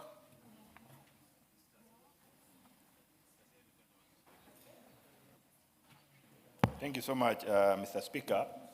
As I rise to support the motion on approval of division of revenue, allow me first to appreciate the Committee of Budget and Appropriation and this Honorable House through your leadership for undertaking its constitutional responsibility of passing critical bills that are going to support devolution. One of it is the division of revenue bill that is before us. Mr. Speaker, as I stand to support this, it is high time at this moment when we are celebrating more than 10 years of devolution. In fact, we are doing almost from 2010, we're almost doing 15 years to around 16 years of devolution. And truth be said, Mr. Speaker, we have to go back to the spirit of our Constitution under fourth schedule, the provision and the separation of mandates and roles of the two levels of government. As we speak now, Mr. Speaker, there are many questions that Kenyans are asking, from year one of devolution up to the current year where we are now. If we are going to take a yardstick or measure the functions and the improvement, attainment of this devolution, truth to be said, Kenyans will still have a lot of questions as to where we are moving. Why am I saying this? Today, we are discussing a division of revenue that has proposed a growth in the releases or in the money allocated for county governments or for devolution. It has grown to now, we are speaking of around 450 billion if you accumulate shareable revenue together with the conditional grants. But the question is this, despite the fact that this revenue is growing, Mr. Speaker, believe you me, the reports from the Controller of Budget are indicating that the cost on personnel is also growing. The question we are having is this, where are these employment being undertaken by counties taken to? What kind of role and functions is meant or is being focused by devolution units? Is it turning out to be an employment bureau? Because that is where it is eating the fiscal roles of this devolution. As we speak right now, more than 35% provided by the law is being spent on personnel emolument. Any county on average, they are doing almost 40%. Even if this growth on devolution, on the division of revenue will be done, that factor still remains constant. Then the question is this, is it a function of county to employ? And when they employ, what function does these employees undertake? Whereas we are seeing no difference in health, we are seeing no difference in education, we are seeing no difference in roads. Another issue, Mr. Speaker, that we have to speak about is the issue of oversight, that county assemblies need to up their game and focus on these ones, because this is where we are getting mismatched. Lastly, because time is very short, Mr. Speaker, we've seen governors asking to disperse bursaries to primary to basic education.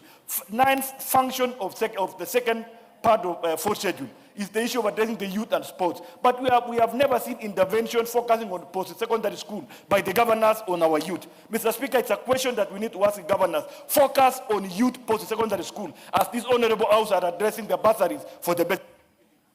Bursaries. Thank you, Mr. Speaker. Mr. Speaker, I rise to contribute to the division of revenue bill, which determines how resources are shared between the national government and our county governments. This debate is not about the figures. It's about ensuring that the resources reach the people and address the realities they face on the ground every day. Honorable Speaker, over the past weeks, we have witnessed devastating floods in several parts of our country, including here in Nairobi. Families have lost homes, livelihoods have been disrupted, and tragically, lives have been lost. These events remind us that climate-related disasters are becoming more frequent and more severe. As we approve the division of revenue between the national and county governments, we must ask ourselves whether these resources are being aligned to the risks our people face. Counties are on the front line when disasters occur. They are responsible for urban planning, drainage systems, solid waste management, emergency response. The equitable share allocated to counties must therefore translate into stronger local infrastructure, better drainage systems, improved waste management, and preparedness when such disasters as floods occur. Honorable Speaker, climate change is no longer a theory and debates for conferences. It is a reality washing through our streets and homes. Our fiscal decisions, therefore, must reflect urgency and resilience and responsibility. At the same time, the national government must continue to invest in major infrastructure that counties cannot handle. And in that regard, we are really happy that there is a partnership right now going on between the Nairobi County and the national government. Large-scale flood mitigation projects, river rehabilitation, and urban stormwater systems require national support and coordination.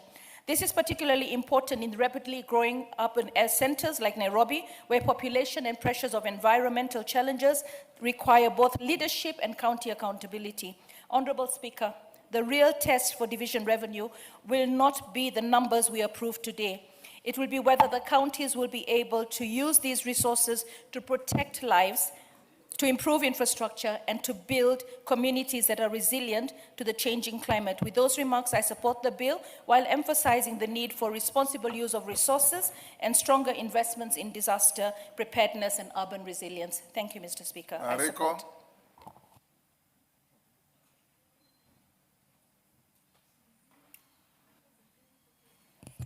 Thank you, Honorable Speaker. Honorable Speaker, I rise to support this DORA bill. Honorable Speaker, budget and budget process is a political tool and bargaining arena. DORA has divided the revenues to both county government and national government. But there is need to have this budget segregated, even to tell us how much has gone into Turkana South, how much has gone into Turkana County for that matter. Because, Honorable Speaker, budget has been skewed to some areas of this country. And the people of some of the marginalized areas are being underfunded by government budget. Honorable Speaker, DORA is one of the working documents for preparation of the budget. And it is this time I want to raise my voice that there is need to take into consideration on matters of security, and especially in the people of Turkana South. Nothing has been budgeted. Ministry has been promising a lot that they are going to buy vehicles for administration people of Turkana South. But nothing has been done. After the sub-county, Aro sub-county, lost 5 vehicles to banditry. They were banned by bandits during the race that took place in 2 years ago. Honorable Speaker, the reason as to why I'm requesting the budget to be segregated, because there are some functions that belong to the national government as well as to the county governments. County governments are not doing what they're supposed to be doing. A case in hand, if you look at the hospital, the health services in Turkana County, Honorable Speaker, if you go to Lodwar County Referral Hospital, it is terrible.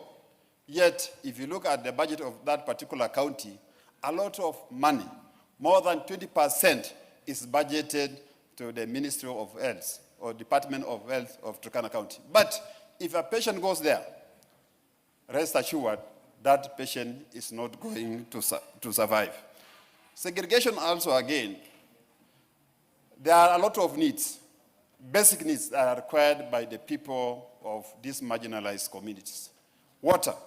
A lot has been budgeted to the Ministry of Water, yet this function has been devolved to county governments, and nothing is reaching to these marginalized communities. Your time is up. Yes, Nyanze.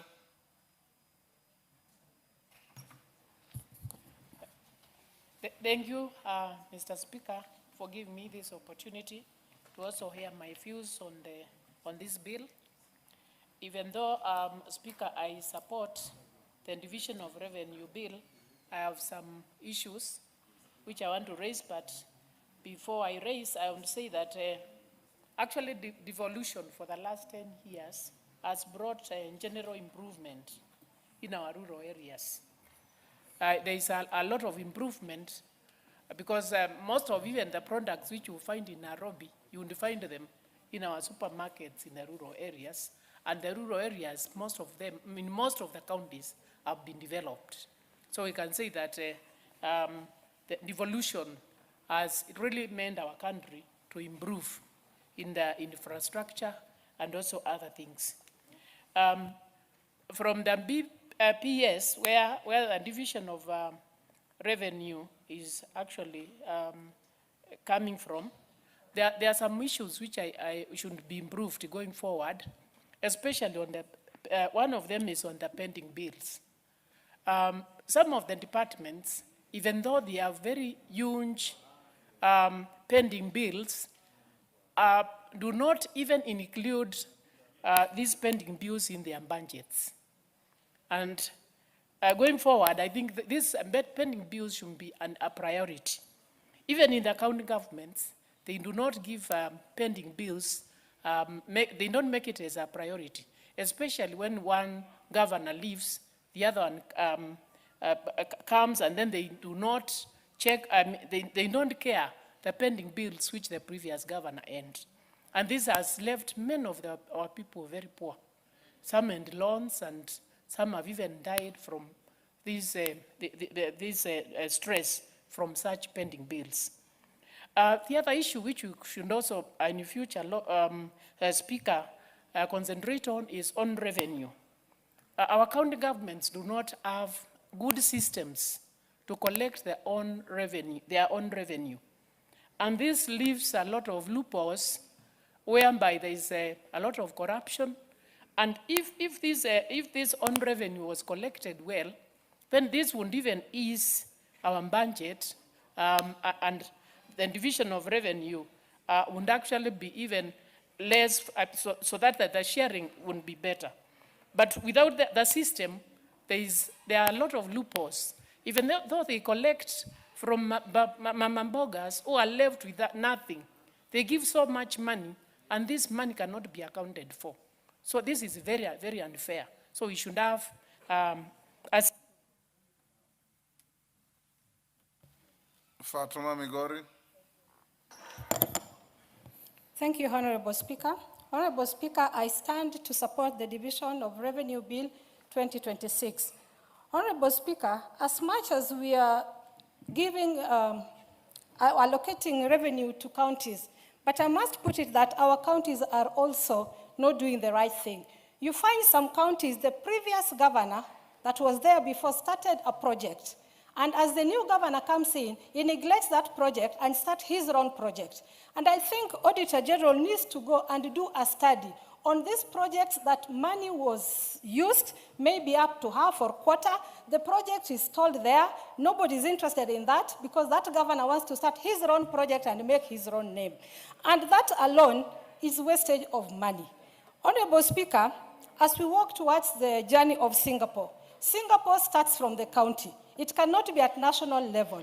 If the governors cannot do their work properly, there is no way the president will deliver us to Singapore. So we also need to tell them the priorities that Singapore at national level has so that they incorporate with the county government and national government so that the dream of Singapore is arise. Honorable Speaker, the main issue we have is corruption. No matter how much we give the county government, if corruption is not dealt with at the lower level, the national government still will not manage to deal with it. So I request our counties, as you get your revenue, God is watching you. Please work for your people. Please help your people realize the dream of Singapore from Migori County to Homa Bay County to Nairobi County to Mombasa County, so that when the president takes us to Singapore, he counts his and the county government counts theirs, and truly all of us will arrive in Singapore on our way to Canaan. Thank you, Honorable Speaker. Emade.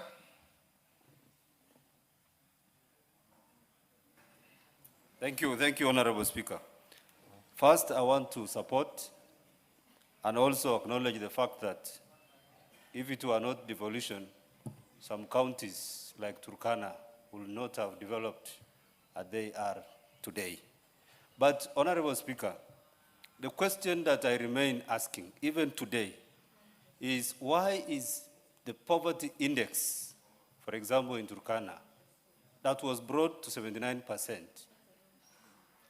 is now going up to 83%. From 97% to 79%, now it is going to 83%. Honorable Speaker, I know it is because the curse of pending bills is in these counties. Like, as at now, I will say the pending bill for Turkana County is 4.8 billion. If you had the wage bill, as at now, which is at 5.8 billion, it means their budget of 17 billion point 8 will already have been absorbed by either the pending bills or the wage bill, Honorable Speaker. Meaning, this poverty index, which is now at 83%, the hardcore poverty, which is now at 43%, the food poverty, which is now at 64%, will keep on rising. Honorable Speaker, the other thing is, counties have taken over the equalization fund as their projects that is funded through the equitable share. They have taken over the KFW, German Development Bank, projects, grants, all the conditional grants. They have now taken over as projects that are done by counties, forgetting that there is an equitable share which should be used to reduce the poverty index in these counties, Honorable Speaker. And therefore, if we are not going to be cautious, the issue about county governments will be another curse in this country. And so when we are speaking about Singapore, there are counties that will not get to Singapore within the time that is maybe allocated, because the leadership could be the wrong leadership in these counties, Honorable Speaker. Meaning, as time goes by, we will need to actually say if the BPS will even be able to give us an opportunity of paying pending bills from Nairobi instead of paying it from counties. I support, Honorable Speaker. Member for Langata.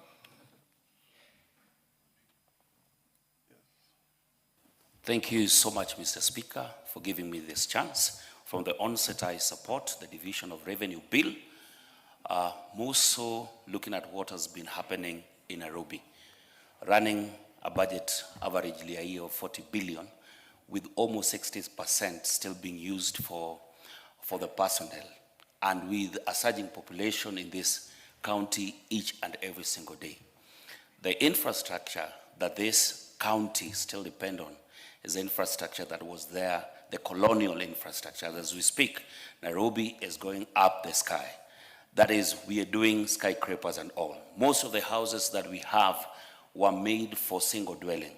So you find a house that maybe was supposed to take care of maybe 5 or 6 people has been brought down and a skyscraper has been put up there. The same infrastructure cannot sustain that kind of a surge in that kind of population.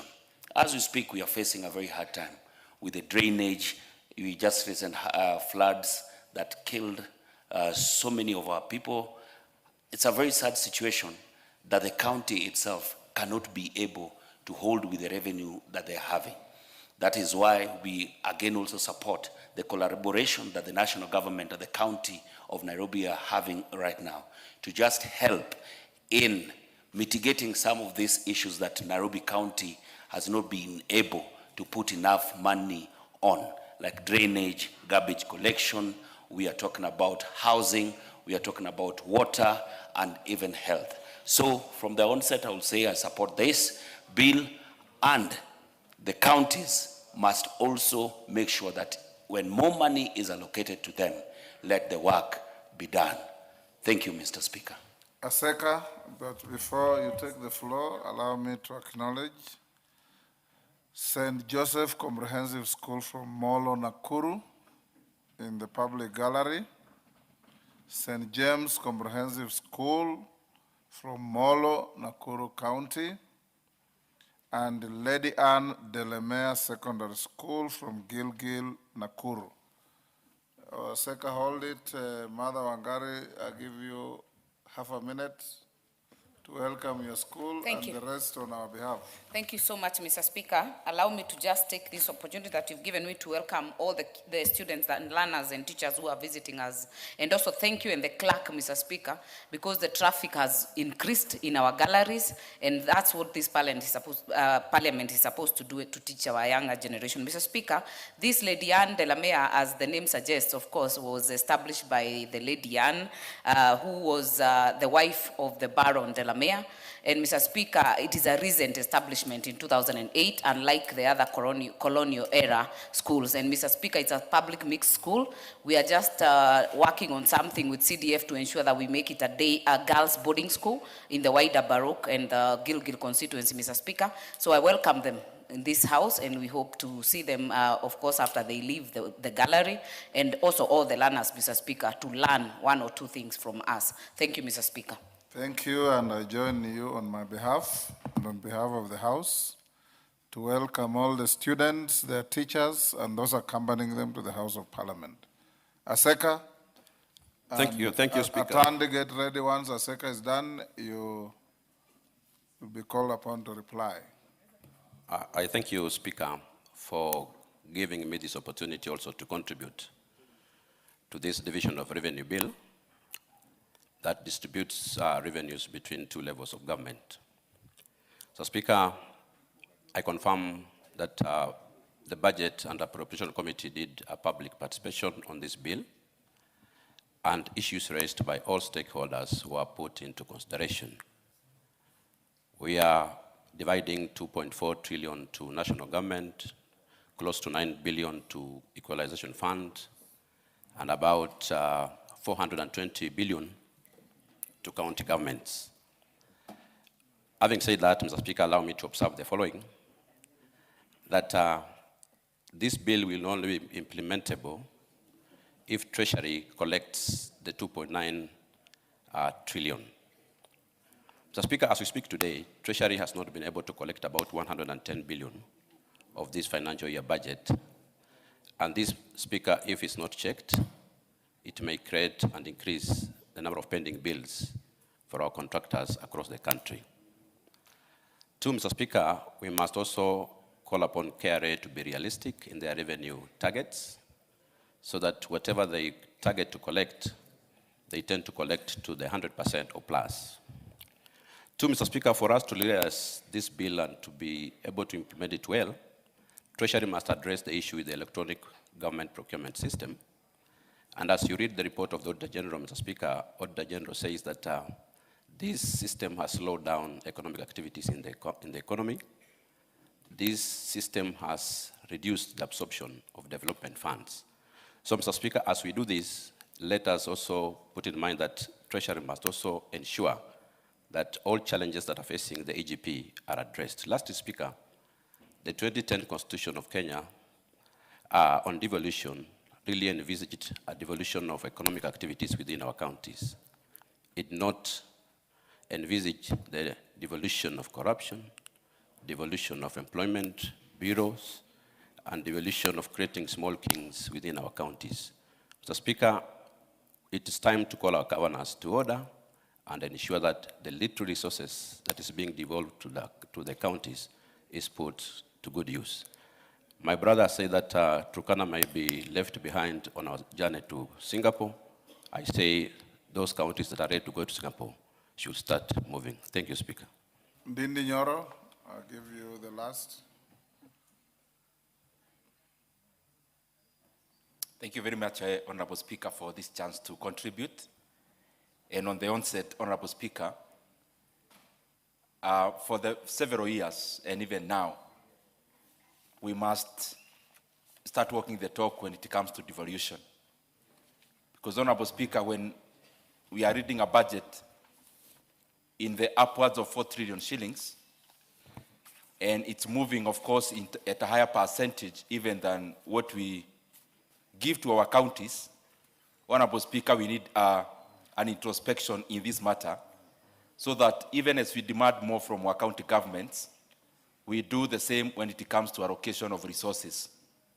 Because when you account for inflation, Honorable Speaker, the equitable share has not been growing. Even when we talk about from last financial year to this one, you realize that we are barely actually beating inflation when it comes to the allocation. And therefore it calls upon this House and also the Senate that we must be deliberate in our supporting our county governments, so that even as we ask for services and quality services from the county governments, Honorable Speaker, we need to do likewise in terms of allocation of resources to the devolved units. The second thing, Honorable Speaker, I want to highlight is that holistically and broadly, there are two important things that we must deliberate on and find a solution in terms of them. One is when it comes to ECD teachers, Honorable Speaker. Across all our counties, I am sure, honorable members, you have come across this request. And I hope that progressively we'll have an overarching body that harmonizes all our ECD teachers, Honorable Speaker, when it comes to negotiating for a better pay, but also when it comes to timely disbursement in terms of salaries, but more importantly, Honorable Speaker, even growth in that area. Honorable Speaker, I know this is much more broader than the current discussion today, but I'm just drawing this to all of us that we must get a solution when it comes to this.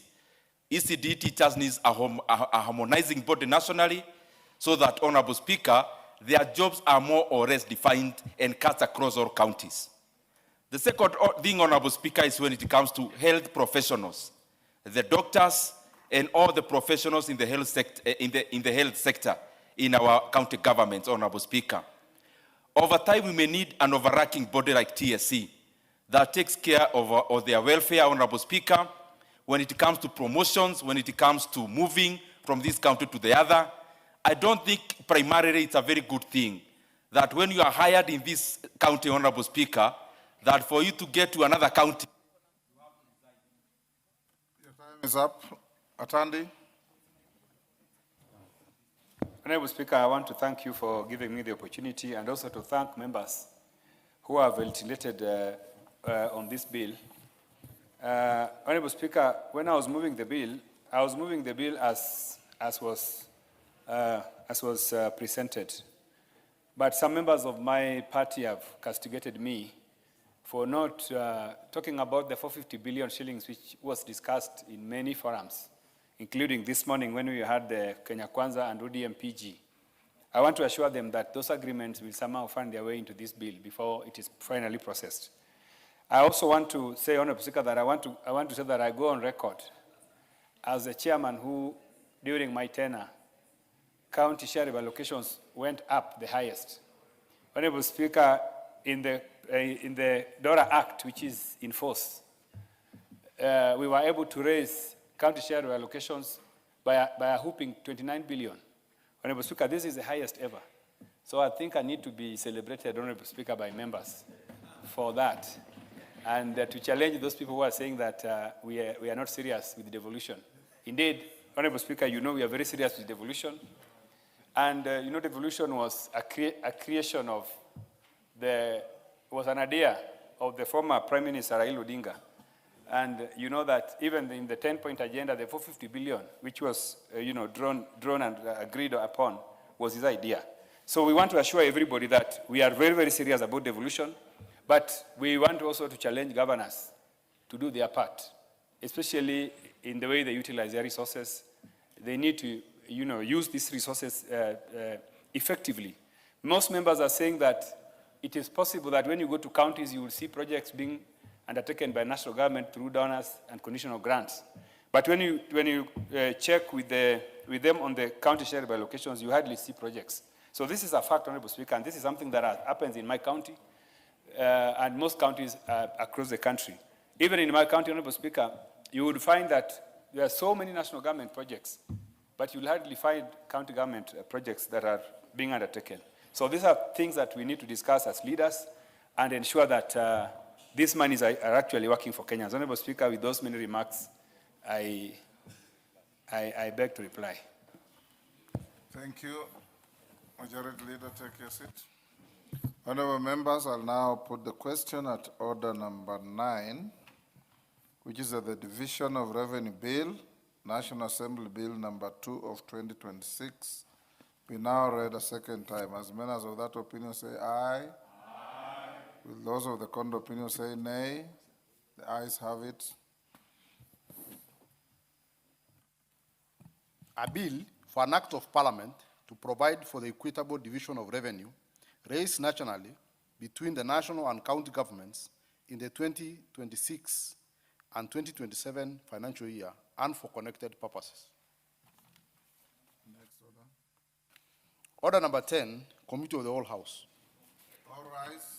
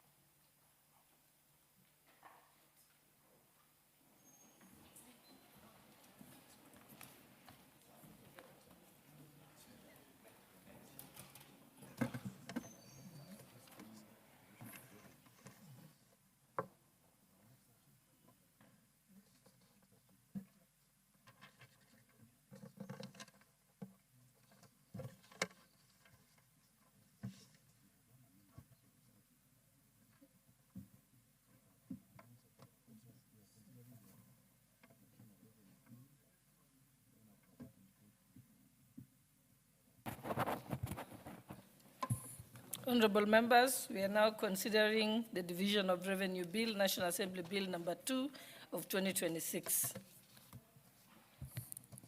Schedule. Chairperson? I now propose the question that the schedule be in the schedule of the bill. Mover? Honorable Chair, I move that the schedule to the bill be deleted and substituted therefore with the following new schedule. Allocation of revenue raised nationally between the national government and the county governments for the financial year 2026-2027. And one, Honorable Chair, this amendment relates to the equalization fund allocations, which has gone up to 10,250,573,107.05. It has gone up because, Honorable Chair, we are considering the recent audited revenues for the year 2022-2023, which is 2,550,114,740,913, as opposed to the previous consideration, which was based on the audited revenues for the financial year 2021-22. Therefore, it goes up by that amount, Honorable Chair. All other figures remain the same. Thank you.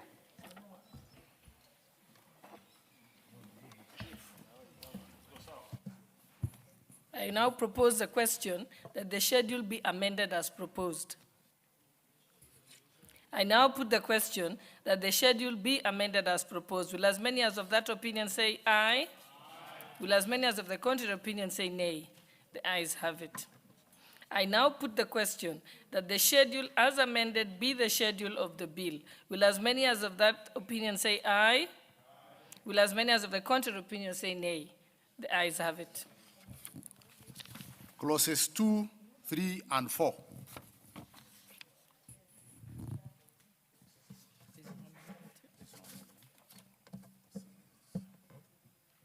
I propose the question that clause 2 be part of the bill.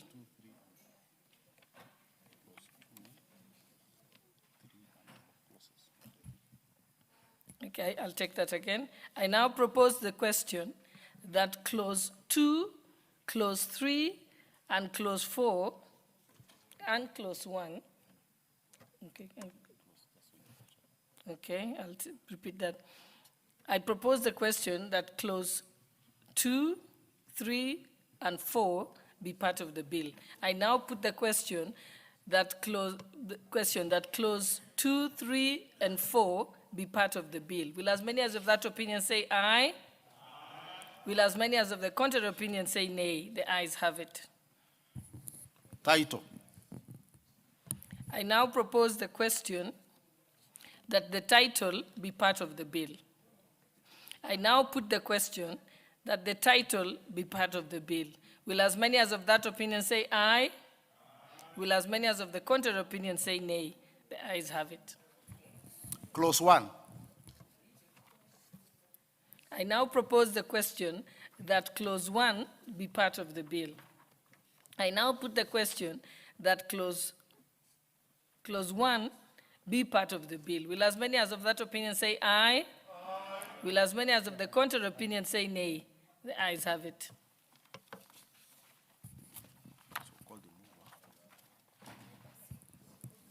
The mover?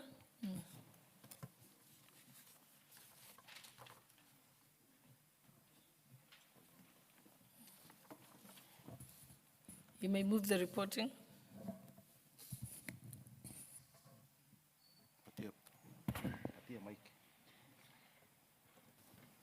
Honorable Chairperson, I beg to move that the committee do report to the House its consideration of the Division of Revenue Bill, National Assembly Bill number 2 of 2026, and its approval thereof with amendments. I will now put the question, which is that the committee do report to the House its consideration of the Division of Revenue Bill, National Assembly Bill number 2 of 2026, and its approval thereof with amendments. Will as many as of that opinion say aye? Aye. Will as many as of the contrary opinion say nay? The ayes have it.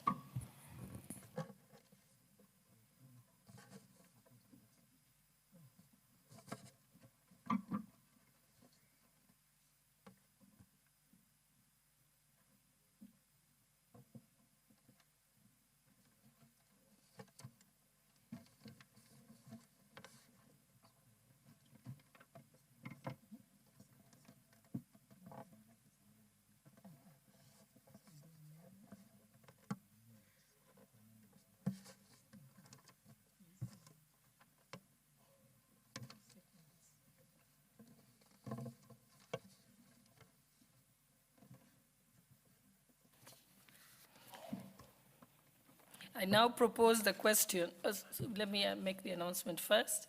We are now on the Committee of the Whole House for the Miscellaneous Fees and Levies Amendment Bill, National Assembly Bill number 57 of 2025. Clause 2. I propose the question that clause 2 be part of the bill. I now put the question that clause 2 be part of the bill. Will as many as of that opinion say aye? Will as many as of the contrary opinion say nay? The ayes have it. Clause 3.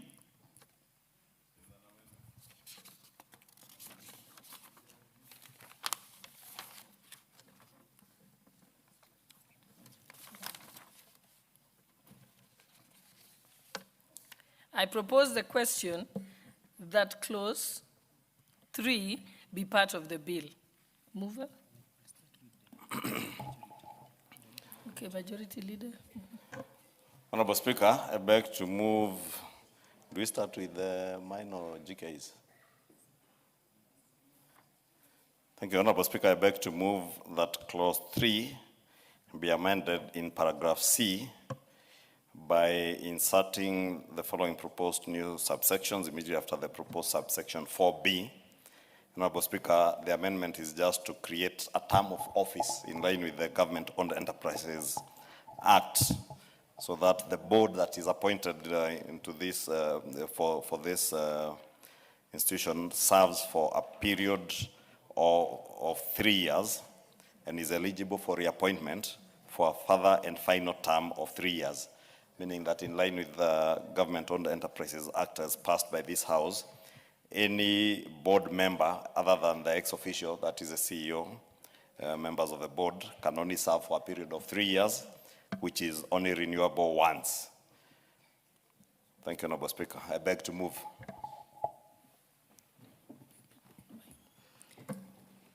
I now propose the question that clause 3 be amended as proposed. I now put the question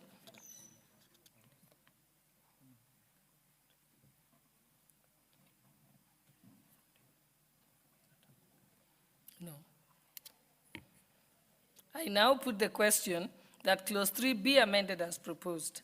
Will as many as of that opinion say aye? Will as many as of the contrary opinion say nay? The ayes have it. I now put the...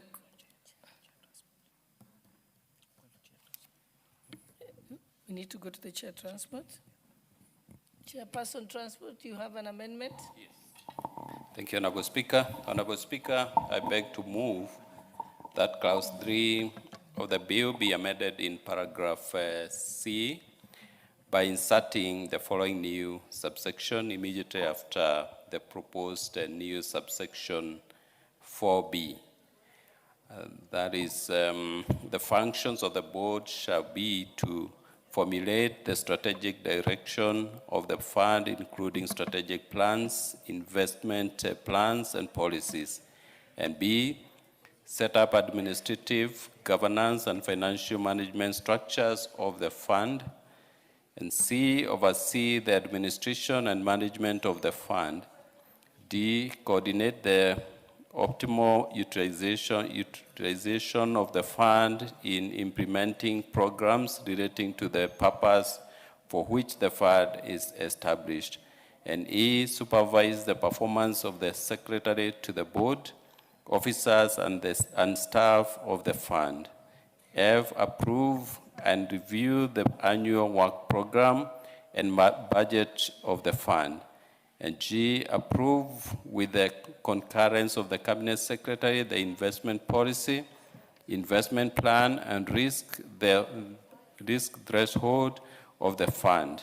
And H, invest the funds of the board not immediately required for the purpose of this act in such a manner as it may determine. And D, perform any other function necessary to promote the objects and purpose of the fund. Honorable Speaker, these amendments seek to ensure clarity of mandate and strengthen accountability and promote effective and prudent administration of the fund in line with its objects and purpose. Honorable Speaker, number 2, amendments, inserting the word and annually to the National Assembly immediately after the words at least once every 3 months in the proposed new subsection 4.1. The board, that it will read that the board shall submit to the Secretary and to the Cabinet Secretary and Cabinet Secretary responsible for matters relating to railway transport at least once every 3 months, and annually to the National Assembly reports detailing the inflows, outflows, and balances of the accounts established pursuant to subsection 4G. Honorable Speaker, the reason for this is to ensure that the purpose of the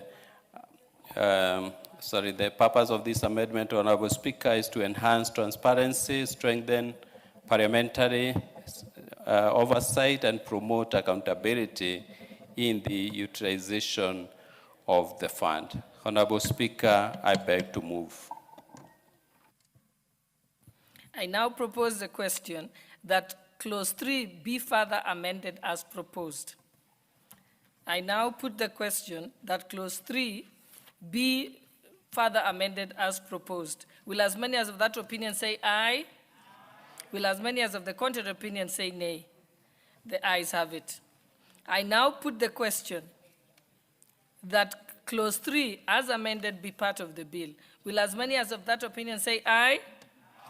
Will as many as of the contrary opinion say nay? The ayes have it. Title. I propose the question that the title be part of the bill. I now put the question that the title be part of the bill. Will as many as of that opinion say aye? Will as many of the contrary opinion say nay? The ayes have it. Clause 1. I now propose the question that clause 1 be part of the bill. I now put the question that clause 1 be part of the bill. Will as many as of that opinion say aye? Will as many as of the contrary opinion say nay? The ayes have it.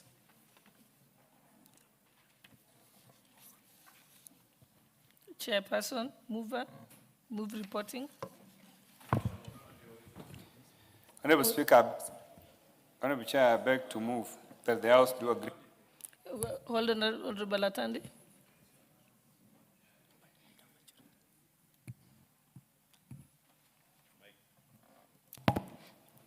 Thank you, Honorable Chairperson. Honorable Atandi is very keen to finish his division of revenue. So he wants to grab even this one. Honorable Chairperson, I beg to move that the committee do report to the House its consideration of the Miscellaneous Fees and Levies Amendment Bill, National Assembly Bill number 57 of 2025, and its approval thereof with amendments. I now put the question, which is that the committee do report to the House its consideration of the Miscellaneous Fees and Levies Amendment Bill, process, National Assembly Bill number 57 of 2025. 2025? Yeah, will as many as of that opinion say aye? Aye. Will as many as of the contrary opinion say nay? The ayes have it.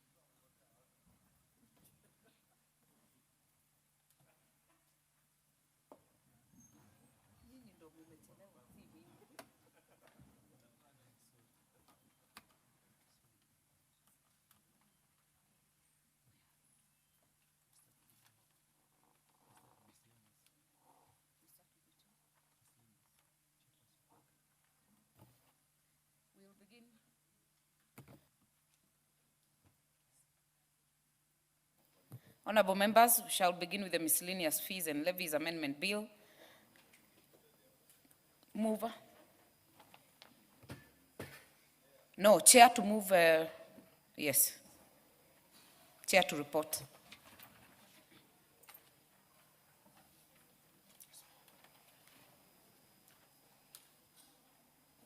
Honorable Speaker, I beg to report that the Committee of the Whole House has considered the Miscellaneous Fees and Levies Amendment Bill, National Assembly Bill number 57 of 2025, and approved the same with amendments.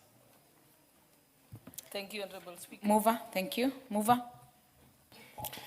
Honorable Speaker, I beg to move that the House do agree with the committee in the said report, and also request Honorable Naomi Wako to second the motion for agreement with the report of the Committee of the Whole House.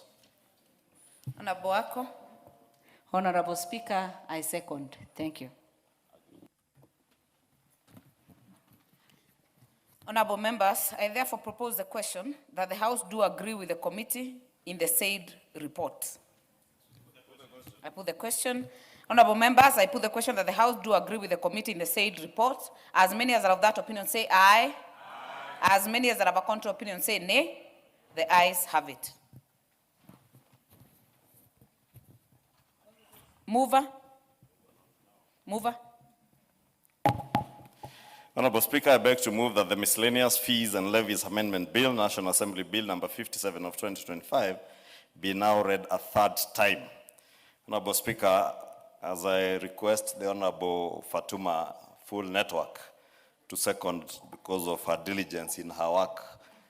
Honorable Speaker, you may have noted Honorable Fatuma is one among the chairs who diligently sit and patiently sit in the House waiting for her business. And because I know she has business that was due here last week when she excused herself to go for iftar, I hope today she will be able to at least move part of that business before it's time for iftar at, is it, I think at 10 minutes to 7. Let me say, Honorable Speaker, first thank members for the support in the passage of this bill that will radically change the management of our railway system and railway network in this country. we have now provided a framework that will enable us as a country to develop our rail infrastructure far beyond the SGR that initially RDLF was being used to maintain and also construct. That now RDLF can be used in the construction of even the metric gauge railway. We can see the development of light rail in this country, Honorable Speaker. And I look forward, together with the National Infrastructure Fund, these two funds being utilized, not only to extend the SGR beyond Suswa or Dukamoja, to Malaba, to Kisumu, to connect us with our neighboring countries, but also the development of a light rail system within the city of Nairobi. You saw last week, Honorable Speaker, what happened when it rained on Friday. The number of people who are getting home at 2, 3 a.m. because of traffic congestion. But if we had a light rail system within the city, we wouldn't even need to have the many cars that we've seen coming into the city. And I look forward to the implementation of this bill upon its passage, because it will radically change how we manage our rail network system. Thank you, Honorable Speaker, and I beg to move and request the Honorable Fatuma Full Network, member for Migori County, to second. Member for Migori, the very diligent one. I do not oppose that statement. Honorable Fatuma. Thank you, Honorable Speaker. I beg to second. Honorable members, I propose the question that the Miscellaneous Fees and Levies Amendment Bill, National Assembly Bill number 57 of 2025, be now read a third time.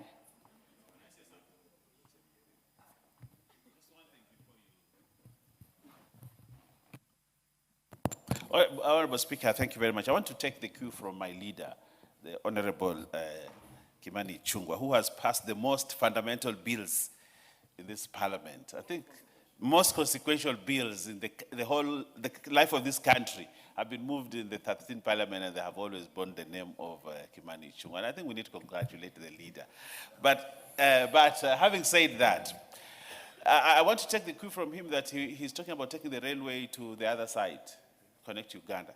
But I also want to use these funds to take the railway from Mombasa to Mtwapa, to Vipingo, the new Vipingo city, to Kilifi, to Malindi, to Lamu, and connect it to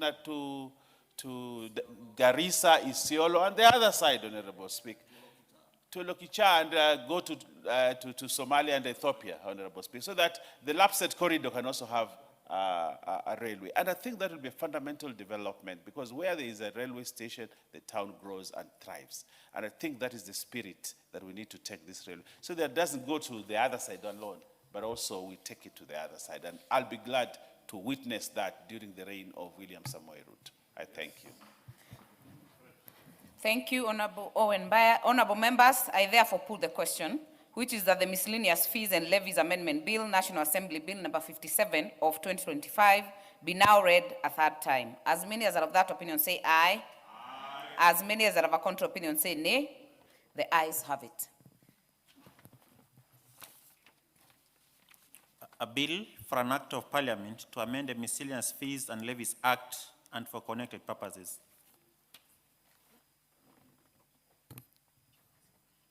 Chairperson to report to the House.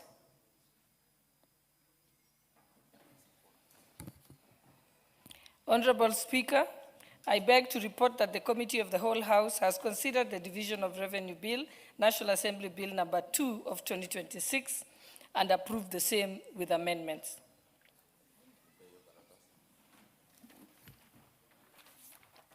Mover.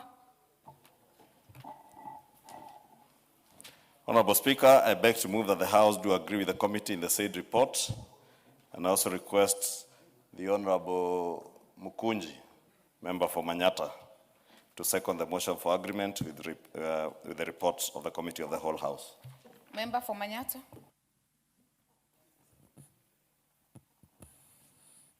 Thank you, Honorable Speaker. And as I second this motion, Honorable Speaker, it's good that I say we do share revenue in this House. And it's also good to say, Honorable Speaker, that we also need to increase and improve the oversight of the divided revenue, Honorable Speaker, into counties. Honorable Speaker, I say this knowing very well that there has been an uproar from the governors, Honorable Speaker, claiming that they don't want to be oversighted and they don't want to be, Honorable Speaker, asked questions. And at one point, Honorable Speaker, I saw my governor apologizing for diverting 10 million Kenyan shillings, Honorable Speaker, in the Senate. So as I second this motion, Honorable Speaker, I call upon this House to see to it that revenue that has been put and given to counties is well used, well utilized, and also, Honorable Speaker, that the people, our people in those counties do feel that the money is working for them because it is our well and hard-earned taxes, Honorable Speaker.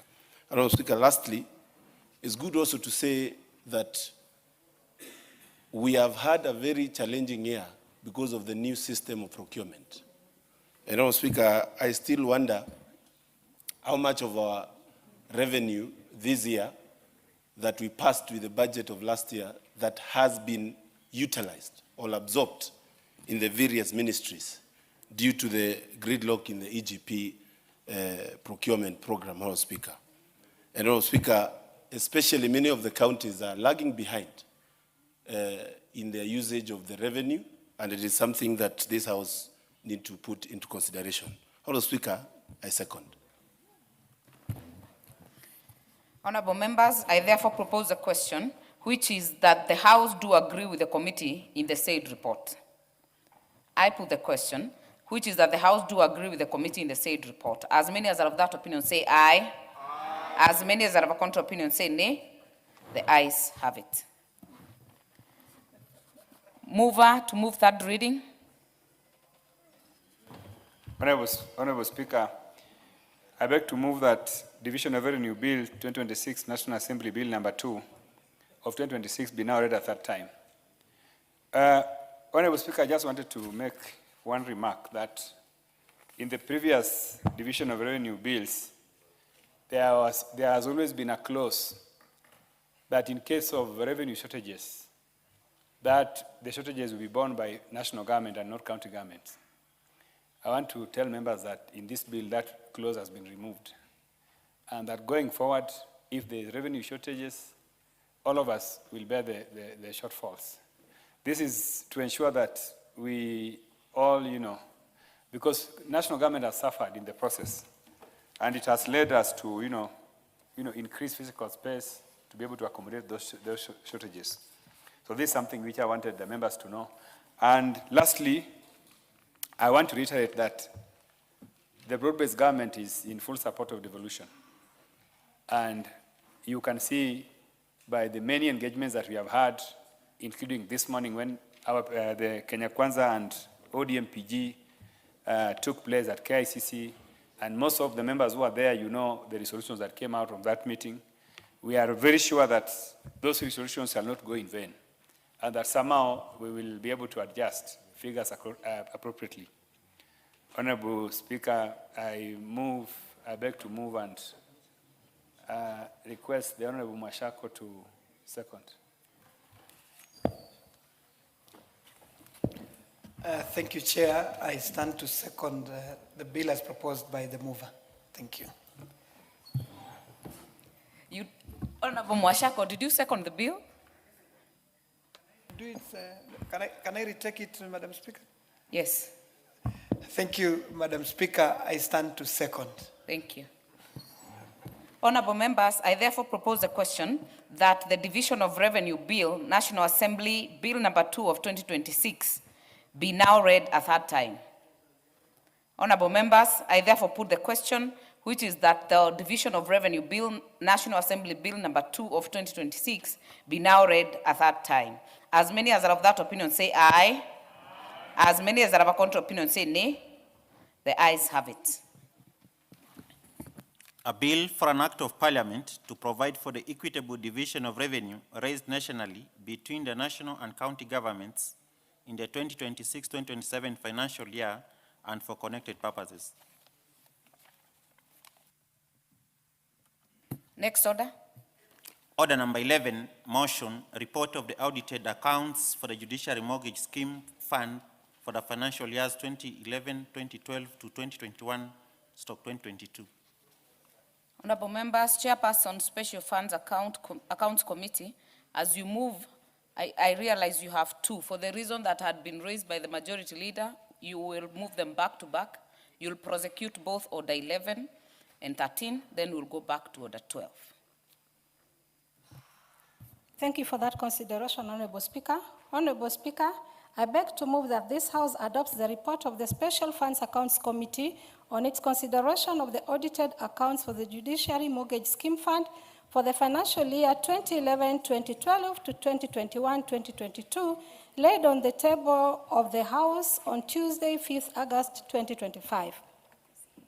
Honorable Speaker, in preparing this report, the committee relied on the constitutional and legal provision on Public Finance Management Act 2012 and other enabling legislation as the basis for inviting the accounting officer of the Judiciary Mortgage Scheme Fund to respond to issues raised by the Auditor General, as well as the additional information submitted on the administration performance. Honorable Speaker, following the examination of the audited reports, the committee made the following general observation and recommendations which apply across the 11 financial years under review. The fund failed to disclose the scheme administrator expenses and charges for 11 financial year, contrary to the regulations 101/4 of the national government PFM regulations.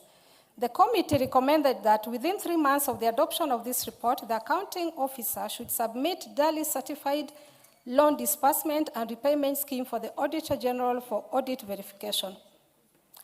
The committee observed that there was no disclosure of interest earned on mortgage and disbursement. Honorable Speaker, we realized that the mortgage fund that the institution was running, they needed to follow at least some of the regulations and borrow from other institutions that do have the same fund. We realized that the interest that they earn, they do not even know how much they've earned as they leave the interest with the bank that is doing the disbursing the loan on their behalf. The committee observed that the fund financial statement for each financial year were not submitted to the Auditor General within the statutory timelines following the closure of the respective financial years. The accounting officer was therefore found to be in breach of Section 68(2)(k) of the Public Finance Management Act 2012.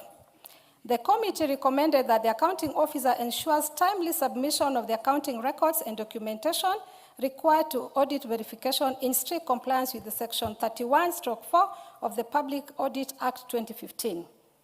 The Judiciary Mortgage Scheme lacks enabling legislation establishing the fund and has been operating without governing regulations. Consequently, the fund legality, official designation, and operational framework could not be confirmed. And on that note, the committee recommends that within 6 months of the adoption of this report, the accounting officer develop and operationalize appropriate regulations for the fund and submit the same to the Auditor General for audit verification. In conclusion, Honorable Speaker, I wish to register my appreciation to the honorable members of the committee, the Office of the Speaker, and the Office of the Clerk of the National Assembly, parliamentary liaison officers of the Auditor General, and the committee secretariat for facilitating the work of the committee and making the production of this report possible. Honorable Speaker, I beg to move and now request Honorable Kivasu, who is a member of our committee, to second the motion. Thank you, Honorable Speaker. Honorable Kivasu.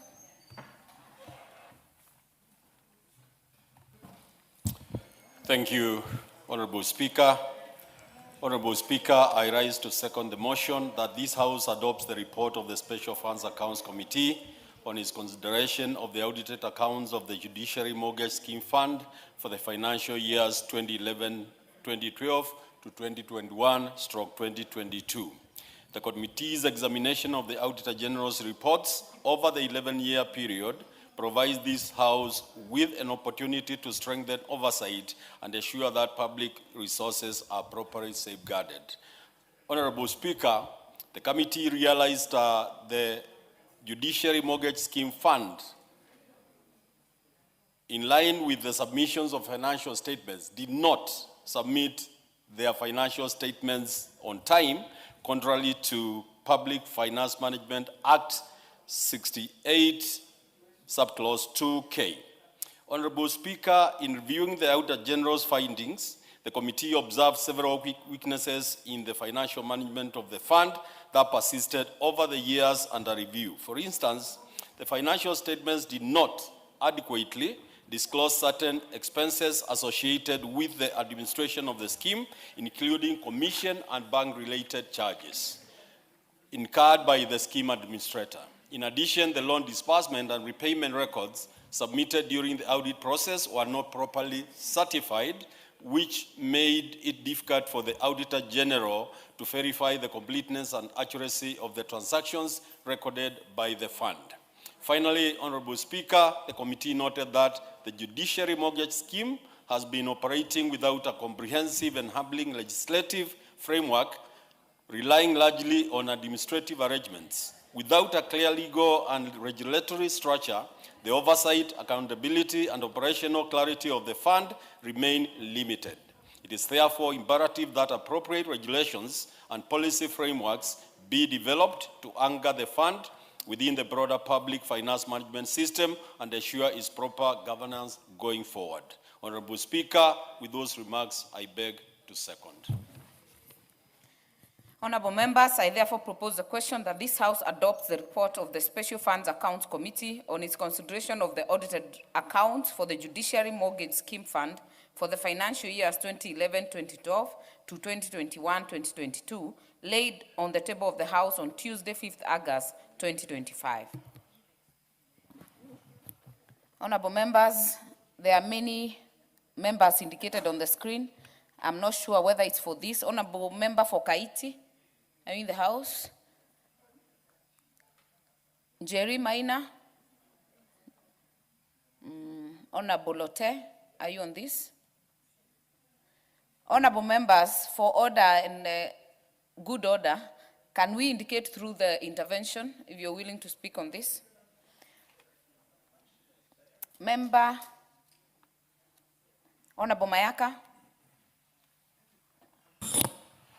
Thank you, Honorable Speaker, for the opportunity to contribute to the debate on this report.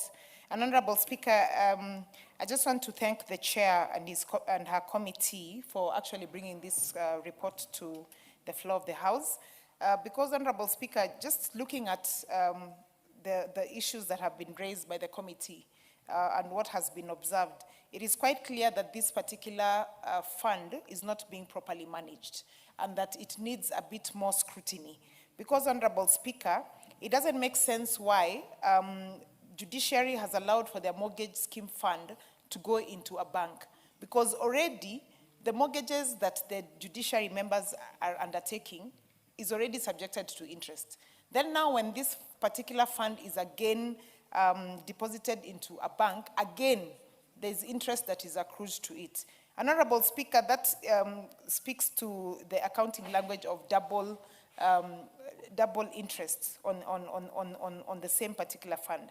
So, Honorable Speaker, this is one issue, and I really wish that the committee can even delve further into the reports for the current financial years, because if this was happening in the financial year of 2021-2022, it means that it is probably the same scenario at this particular moment, that it is ongoing.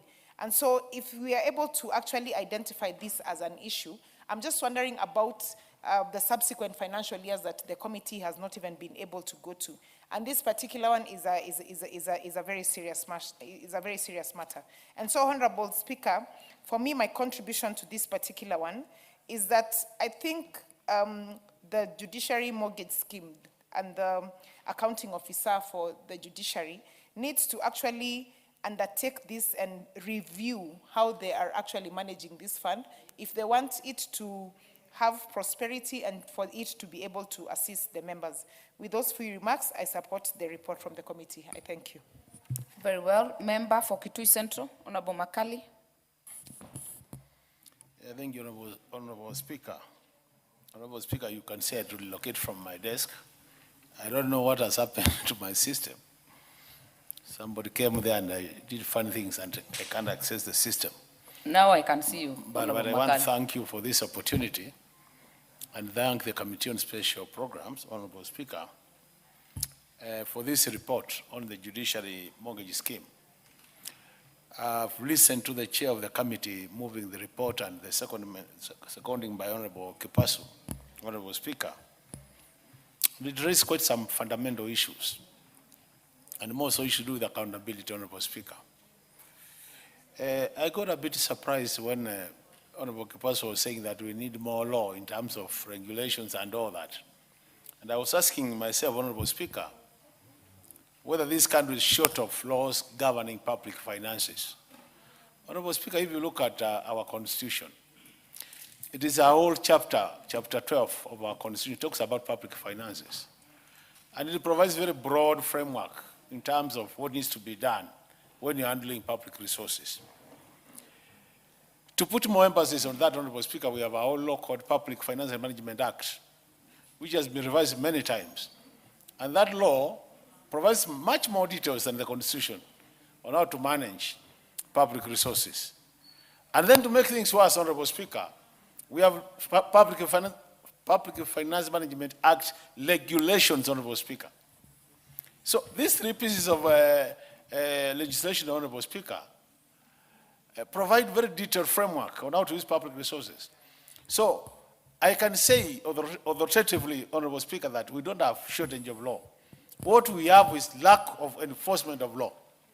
And at times, Honorable Speaker, this is deliberate.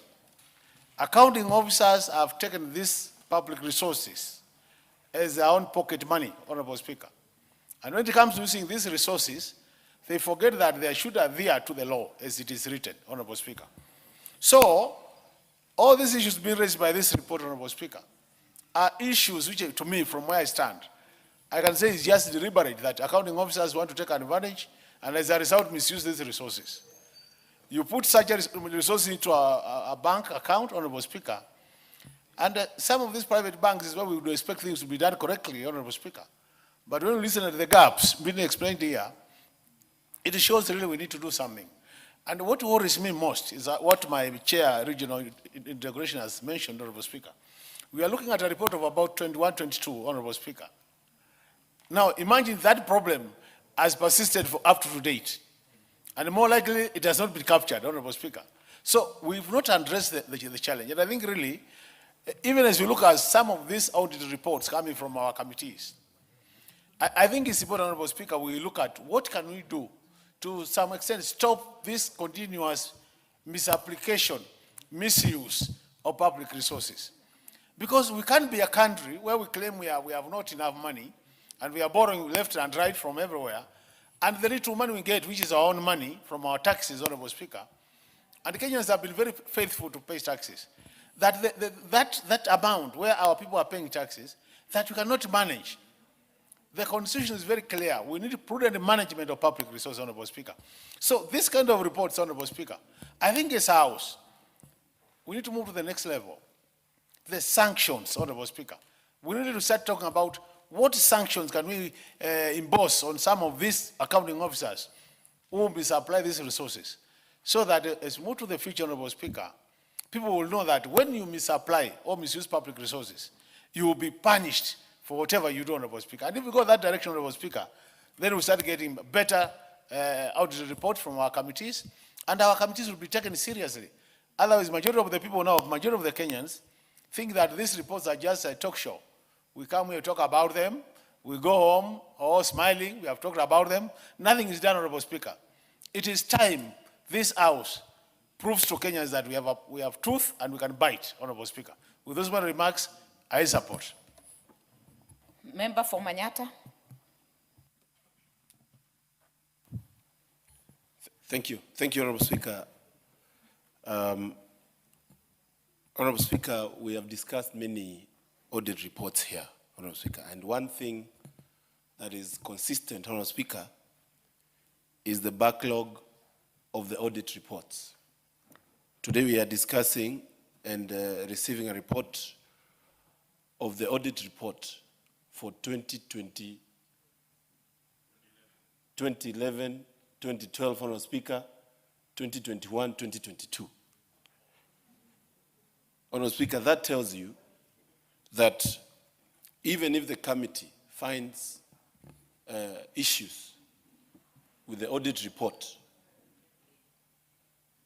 you will find mostly that even the officers that were in charge, most likely, have already left those institutions, or Honorable Speaker, they will look like it's a simple witch hunt. Honorable Speaker, this begs the question, why are we lagging behind, Honorable Speaker, on audit? And Honorable Speaker, I look at this and also look at the other side of the private sector. And as we say, there is a lot of bureaucracy in government, but we need to realize that we are handling public fund. Honorable Speaker, I beg to say that, as a matter of fact, private institutions that present their audits every year, and it's required in everything that these institutions are doing, are run better, and it is supposed to be the reverse.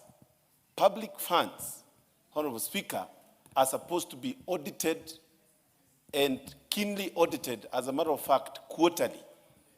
And they are supposed to be getting, we are supposed to be getting report, Honorable Speaker, in this House in time. And if I look at this trend of audit reports, it means that, Honorable Speaker, in 2030, it is when the audit reports of 2025 are going to be tabled in this House. Honorable Speaker, I call upon this House to see what best way we can do to ensure that audit reports are up to date and they make impact. Honorable Speaker, we wake up every day to questions in the use of our public funds. Today, as we are speaking, Honorable Speaker, there is a newspaper article screaming, Honorable Speaker, of loss of close to 50 billion Kenya shillings in our healthcare insurance system, SHA, Honorable Speaker. And there's nothing more painful, Honorable Speaker, than reading a newspaper article that says money that has been contributed by people who want to get better health care, Honorable Speaker, has been misappropriated. And I want to actually say, Honorable Speaker, the only way to avoid and ensure that these people don't enrich themselves and go away with what we have seen, Honorable Speaker, is updated, timely audit reports. So that, Honorable Speaker, we get to actually put people into account, ensure that people go to jail if they have misused resources, and, Honorable Speaker, that public resources are used well. We have increased taxes, Honorable Speaker. In this regime, taxes have been increased. We have borrowed excessively, Honorable Speaker. The public demands that those resources must be well used. And this House has a role to play to ensure that audit reports are not just mere reports that will just go to shelves of this House and nothing happens afterwards. Honorable Speaker, I beg to submit.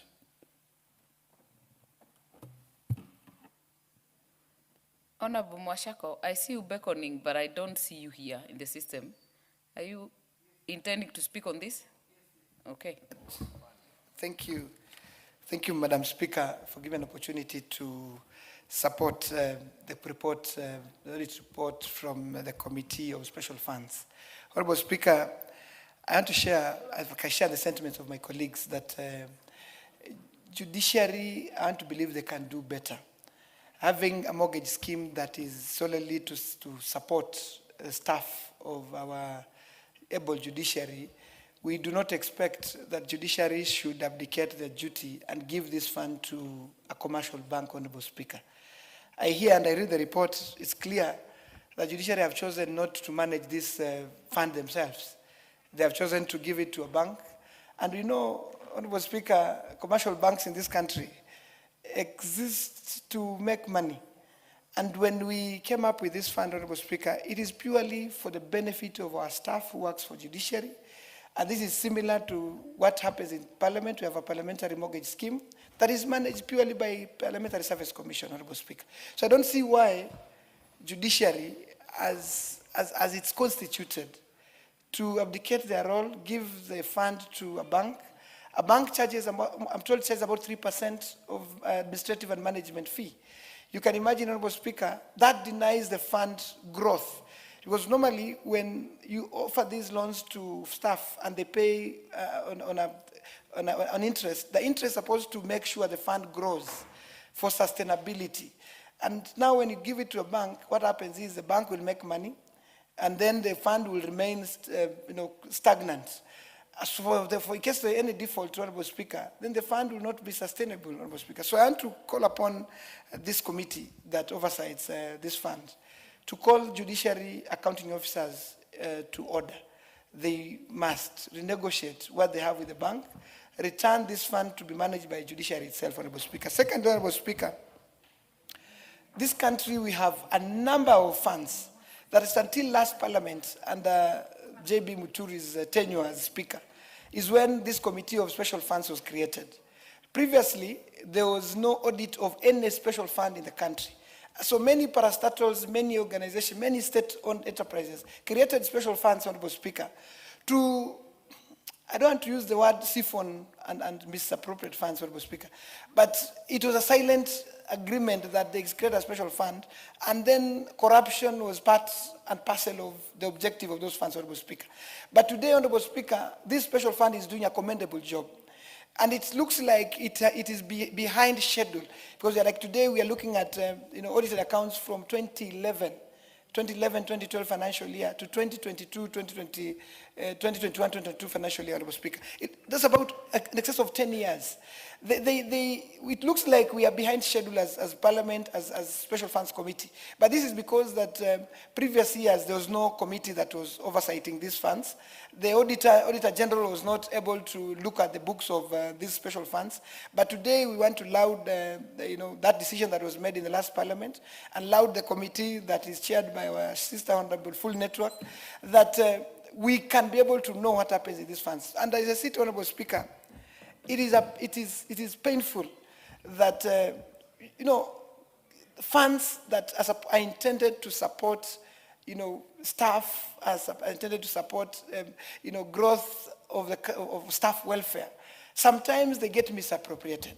You hear, and I read this report, and it indicates very clearly that the accounting officer did not cooperate with the auditor, because every document that was required, a fraction was provided.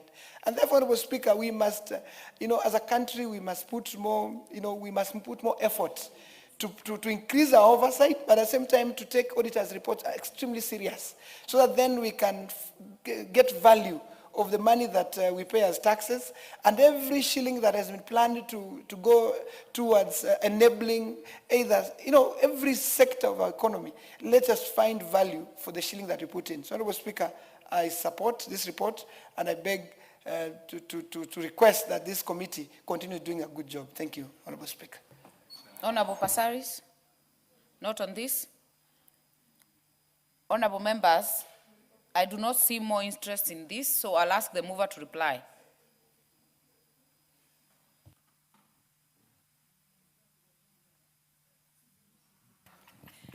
Thank you, Honorable Speaker. Honorable Speaker, I want to appreciate all honorable members who took their time to contribute and help us understand how we should do it better. And I hope that the Judiciary Fund are also looking into our comments here, and the comments that we made, the observations that we made, I believe that the implementation committee will follow them up so that the fund grows better than it is now. Thank you, Honorable Speaker. You beg to reply. I beg to reply, Honorable Speaker. Thank you. Very well. Honorable members, we shall defer the putting of the question on this. As directed earlier, the next order should go to order number 13. Order number 13, motion, report on the audited accounts for the Commodities Fund for the financial years 2018-19 to 2021-2022. Chairperson, Special Funds. Thank you once more, Honorable Speaker. Honorable Speaker, I beg to move that this House adopt the 5th report of the Special Funds Accounts Committee on its consideration of the report of the audited financial statement for Commodity Fund for the financial year 2018-2019, 2019-2020, 2020-2021, 2021-2022, laid on the table of this House on Thursday, 7th December 2023. Honorable Speaker, while auditing these accounts, the Commodities Fund, the committee received oral and written submission from Ms. Nancy Cheriot, Managing Trustee for Commodities Fund, regarding the audited financial statement for the financial years 2018, 2019, 2021, 2022. The committee also held meetings with the Principal Secretary, State Department for Crop Development, and Managing Director of Agricultural Finance Corporation regarding the audit query on uncovered funds transferred to the Ministry of Agriculture and Livestock Development from the Commodities Fund, and the audit query raised in the financial year 2019-2020 regarding unreconciled inter-fund transaction. The submission formed the basis of the committee's observation, finding, and recommendations. Honorable Speaker, in preparing this report, the committee relied on the constitutional and legal provision of Public Finance Management Act 2012 and other enabling legislation as the basis for inviting the accounting officer of Commodity Fund to respond to issues raised by the Auditor General. Following the examination of the audited report, the committee made the following observations and recommendations which apply across the 4 years. The fund inherited non-performing loans from the Agriculture and Food Authority and the Sugar Board and the Coffee Development Fund, including principal and interest arrears. Despite recovery efforts, the loans remain unrecovered due to the nature of the guarantees. The committee recommends that the accounting officer seek authority under Section 69 of the Public Finance Management Act 2012 to write off the inherited non-performing debts and accrued interest and provide a progress report on the status of the write-off process. Honorable Speaker, in all these years, we realized that the questions kept on coming as this was not dealt with. So if they can be helped to find a way of writing it off, as the committee has recommended, so that we don't waste a lot of time in every financial year, the same issue reoccurs. The fund had not established a body corporate which perpetual succession and common seal, limiting its liability to sue or be sued. Moreover, the Crop Act 2013 of number 13 of 2013, which established the fund, does not clearly define the mandate, powers, and responsibility of the fund's board of the trustees, affecting its independence and operational effectiveness. In that regard, Honorable Speaker, if we have a board that is toothless, then there's no need of having the board, because they cannot make any recommendation, they cannot make any decision, and anything that they would say would be null and void, because they are toothless. So we, as the committee, recommended that the accounting officer, through the Cabinet Secretary for Agriculture and Livestock Development, prepare and submit a statutory instruments to the National Assembly to address these legal and statutory gaps. The committee noted that the State Department for Crop Development, the Commodities Fund, the Agriculture Finance Corporation, and Agriculture Food Authority, AFA, had unreconciled balances which had since been reconciled. The parties were currently working on repayment modalities for the outstanding principal and interest. Honorable Speaker, the committee recommends that the Principal Secretary, State Department for Crop Development, refunds 40 million to the Commodities Fund within the financial year 2023-2024. Honorable Speaker, this one we will recommend highly that the implementation committee looks into it, because 40 million for such a small fund If they are not paid, for sure this fund will not continue. It will definitely flop. And this debt has been there for quite a long time. Honorable Speaker, in conclusion, I wish to register my appreciation to the honorable members of the committee, the officers of the Speaker and the Clerk of the National Assembly, the parliamentary liaison officers and the Auditor General and the Committee Secretariat for facilitating the work of the committee and making the production of this report possible. Honorable Speaker, I must highly appreciate my committee members. In fact, in our committee, Honorable Speaker, we have never lacked quorum since I became a chair. We are a committee of 15 members. At least we normally have 13 to 12 members present at every sitting. And we have never adjourned due to lack of quorum. So I must appreciate my committee members. And Honorable Speaker, may I tell you, may I bring it to your attention, that my committee has 8 women. Now that tells you why we always have quorum. And the chair of the committee is a woman. And the chair of a committee is a first-timer. Honorable Speaker, women can do it. We have done it. What is out of order, Honorable Mark Mwenje? Thank you, Honorable Speaker. Honorable Speaker, I didn't want to interrupt the chair, but is it in order for her to try and imply that the only time you can have quorum is if you have women? Is she implying Honorable that Mwenje, men do not attend committees? Honorable Mwenje, Can she withdraw that remark, Honorable Honorable Mwenje, Speaker? Honorable Fatuma has stated facts. Unless you have contrary, unless you have a committee that has more men and has greater quorum, then I don't see what is out of order. Honorable Fatuma. Honorable Mwenje, it is a reality. Honorable Speaker, just throw your eyes around. How many women are in this house right now? Women can do it better. Bottom line is, we are all members of parliament, and I congratulate all the members who are present in this house. I congratulate my committee for making our work easy, and I beg to request Honorable Kivasu to second. Thank you, Honorable Speaker. Honorable Kivasu is amongst the minority in your committee. Member for Honorable Mboni. Speaker, I'm one of the men who are usually present out of the 7 in the Special Fund Accounts Committee. So we are proud that we are led by a lady, and we are always there to support her. Honorable Speaker, I rise to second the motion that this House adopts the 5th report of the Special Fund Accounts Committee on its consideration of the Auditor General's report on the financial statements for the Commodities Fund for the years 2018, 2019 to 2021, 2022. The Commodities Fund plays a significant role in supporting the agricultural sector by providing credit facilities to farmers for farm inputs, farm improvements, agricultural infrastructure, and value addition. The effective management of such a fund is therefore critical to ensuring that farmers have access to affordable financing while safeguarding public resources entrusted to the fund.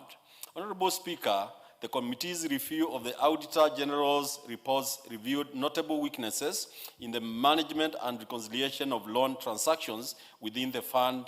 For instance, the committee noted a significant discrepancy between the loan repayments recorded in the system and the amounts actually deposited into the bank accounts.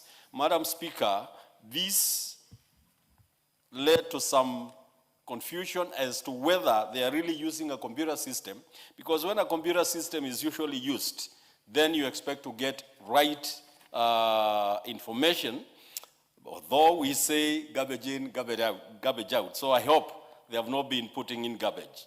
But, Honorable Speaker, the committee also noted challenges relating to unidentified receipts and long outstanding loan balances. Some receipts deposited into the fund's accounts could not be linked to specific farmers or loan accounts. That again causing a problem whether they are using a computer system or manual systems, indicating weaknesses in record keeping and financial monitoring systems.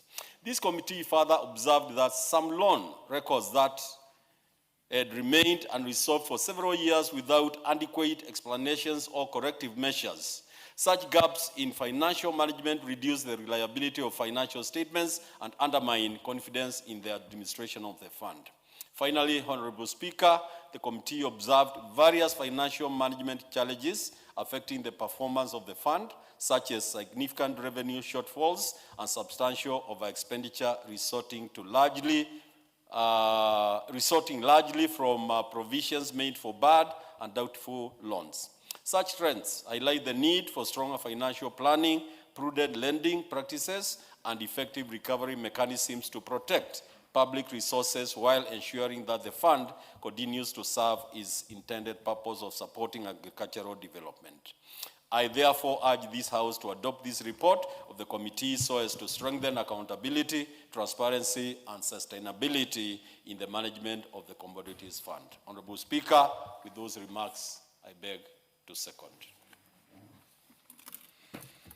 Honorable members, I therefore propose the question that this House adopts the 5th report of the Special Funds Accounts Committee on its consideration of the report of the audited financial statements for the Commodities Fund for the financial years 2018-2019, 2019-2020, 2020-2021, and 2021-2022, laid on the table of the House on Thursday, 7th December 2023. Honorable Passaris, not on this. Honorable Dr. Makali Mulu. You know, Honorable Speaker, the more you listen to these reports, Honorable Speaker, the more you listen to these reports, the more you get annoyed as a Kenyan. Because, Honorable Speaker, when you look at this commodity fund and the objective of this fund, this is a very important fund to this country because it's supposed to be assisting our farmers access farming inputs and get resources which they can use to improve their farming activities, Honorable Speaker. But unfortunately, when you look at when you listen to the report of the Auditor General and the report of our special committee, Honorable Speaker, for consecutive 4 years, there are cross-cutting challenges relating to this commodity fund. And at times, when you listen at the challenges, Honorable Speaker, that issues like receipts could not be filed properly, issues like doubtful debts could not be recorded properly, Honorable Speaker. You ask yourself, is it that they have not hired accountants? Is it that they have no financial experts? Or is it that somebody has buried his or her head in the sand to allow this to happen?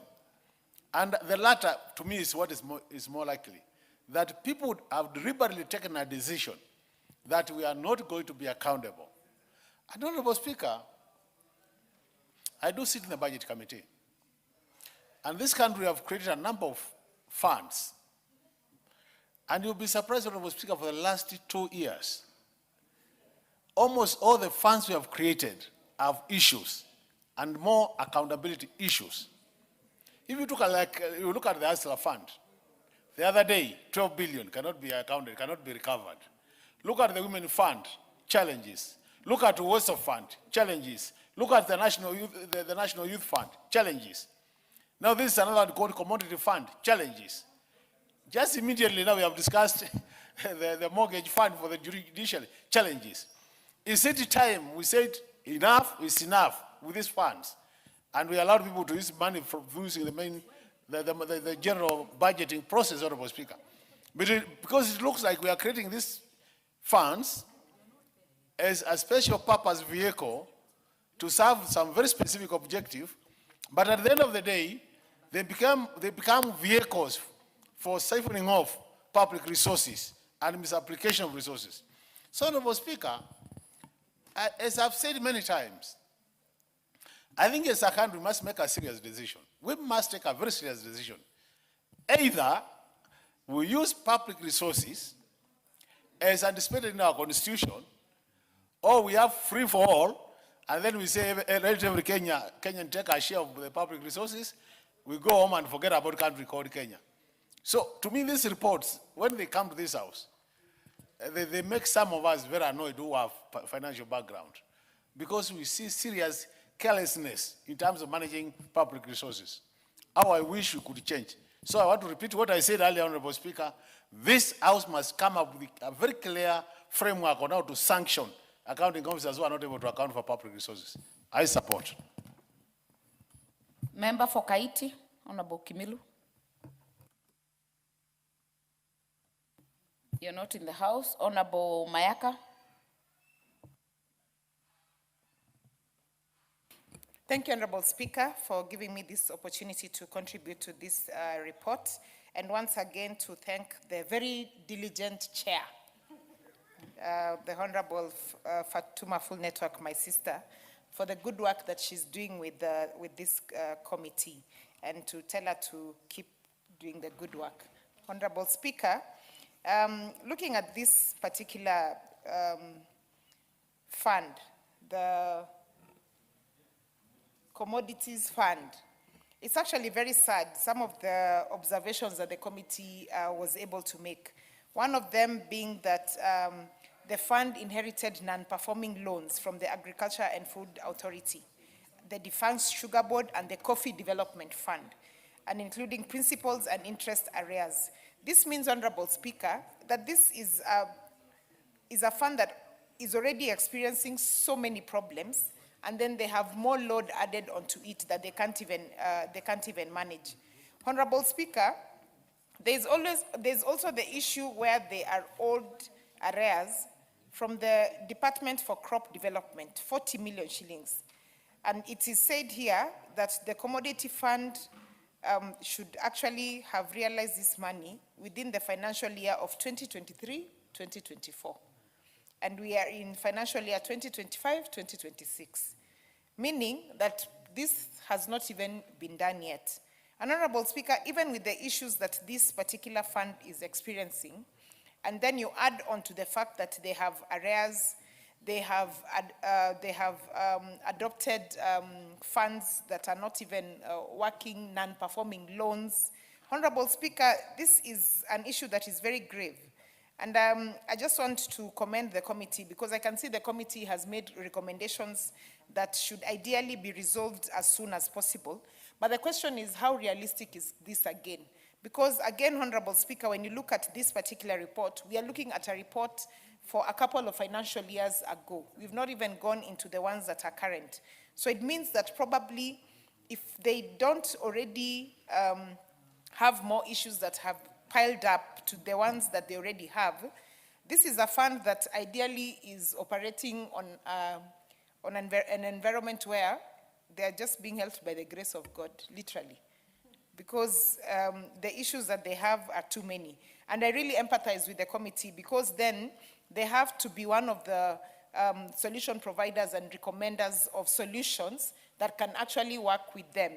And I just want to urge the committee to just keep up with the good work and see if they can actually try and catch up with the current financial years for them to be able to actually enhance or establish whether or not that the issues that they're raising now are issues that are still ongoing, or that there are more additional problems that have been incurred by this particular fund, and what it is that they can do to actually have a blanket solution for all these particular issues.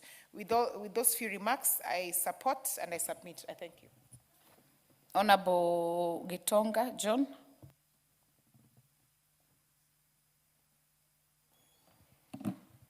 Thank you, Honorable Speaker. And Honorable Speaker, Commodities Fund is a very familiar term in my constituency. Honorable Speaker, many of my factories, coffee factories, have always had debts, Honorable Speaker, from Commodities Fund. Honorable Speaker, the establishment of this fund that was done in the year 2013 under the Crops Act 2013, the 11th Parliament, and I believe the 11th Parliament has passed quite consequential laws, Honorable Speaker, that requires a review and strengthening by this Parliament. And Honorable Speaker, one of the most progressive idea was the Commodities Fund under the Crops Act of 2013. And one of the reasons why I say that is because one of the promises that was made by this regime, Honorable Speaker, was something we call guaranteed minimum return on, Honorable Speaker, our produce. And Honorable Speaker, one of the reasons why this government might be chased away in 2027 is because of lack of achievement of this, Honorable Speaker. This commodities fund, one of its mandate was to do something called price stabilization, which is basically a guaranteed minimum return on investment. And Honorable Speaker, I had a case in the constituency where a factory that doesn't even have much of its assets, Honorable Speaker, having borrowed 60 million Kenya shillings. And that money had disappeared in the thin air, Honorable Speaker. And as we are speaking here, we have passed 2 billion Kenya shillings last year to actually clear the debt that was borrowed by many coffee factories, Honorable Speaker, under the commodities fund. Honorable Speaker, what does this say? Today, we are here auditing, receiving the report of the year 2022 from 2018. And Honorable Speaker, it tells you this same commodities fund that we have given 6 billion Kenya shillings in the year 2023, most probably, and maybe our chair might be even have advanced out of this house when we'll be auditing the 6 billion that we give this fund in the year 2023.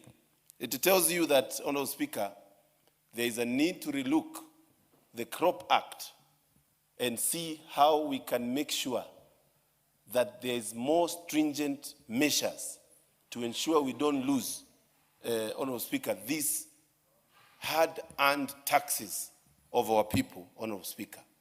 And at the same time, Honorable Speaker, ensure that we strengthen our farming and our produce moving forward. Honorable Speaker, I also want to take toll to what one of the honorable members has said. We have so many funds, and even as early as yesterday, Honorable Speaker, we were signing another fund, infrastructure fund, Honorable Speaker. And it is sad that we are discussing here, and I've heard Chair say clearly that there is a need for the PS to refund 40 million Kenya shillings. And she has said she's not joking with that. Today, we have passed so many funds and others have been ignored, Honorable Speaker. When we talk of Hustlers Fund, and I'm here to hear the chair talk about Hustlers Fund and its audit report, because I know we are going to explode in this house when that report comes here. The fact of the matter is that this house must put its foot down, Honorable Speaker, when it comes to auditing of this fund. That's the only way. I would be shocked to hear the 3 trillion that might come through in the infrastructure fund have been misused, Honorable Speaker, and it is audited when this house has actually gone beyond even 5 years. So it tells you there is no action that is going to be taken to the culprits of misuse of our resources. Honorable Speaker, the same taxpayer that we put and give them power to when we form these funds are the same ones that suffer when these resources are not returned back. And that is a question that this house need to ask. We need to ask. Why would we continue bailing out factories of coffee when some funds that were given to some people who are chairmen and leaders of these institutions have misused? Some might have even used these funds to run for political seats, and they become untouchable. Honorable Speaker, as we appreciate the chair and our team of ladies for making quorum, Honorable Speaker. And one man, Honorable Speaker. I just want to say that we need more from your committee.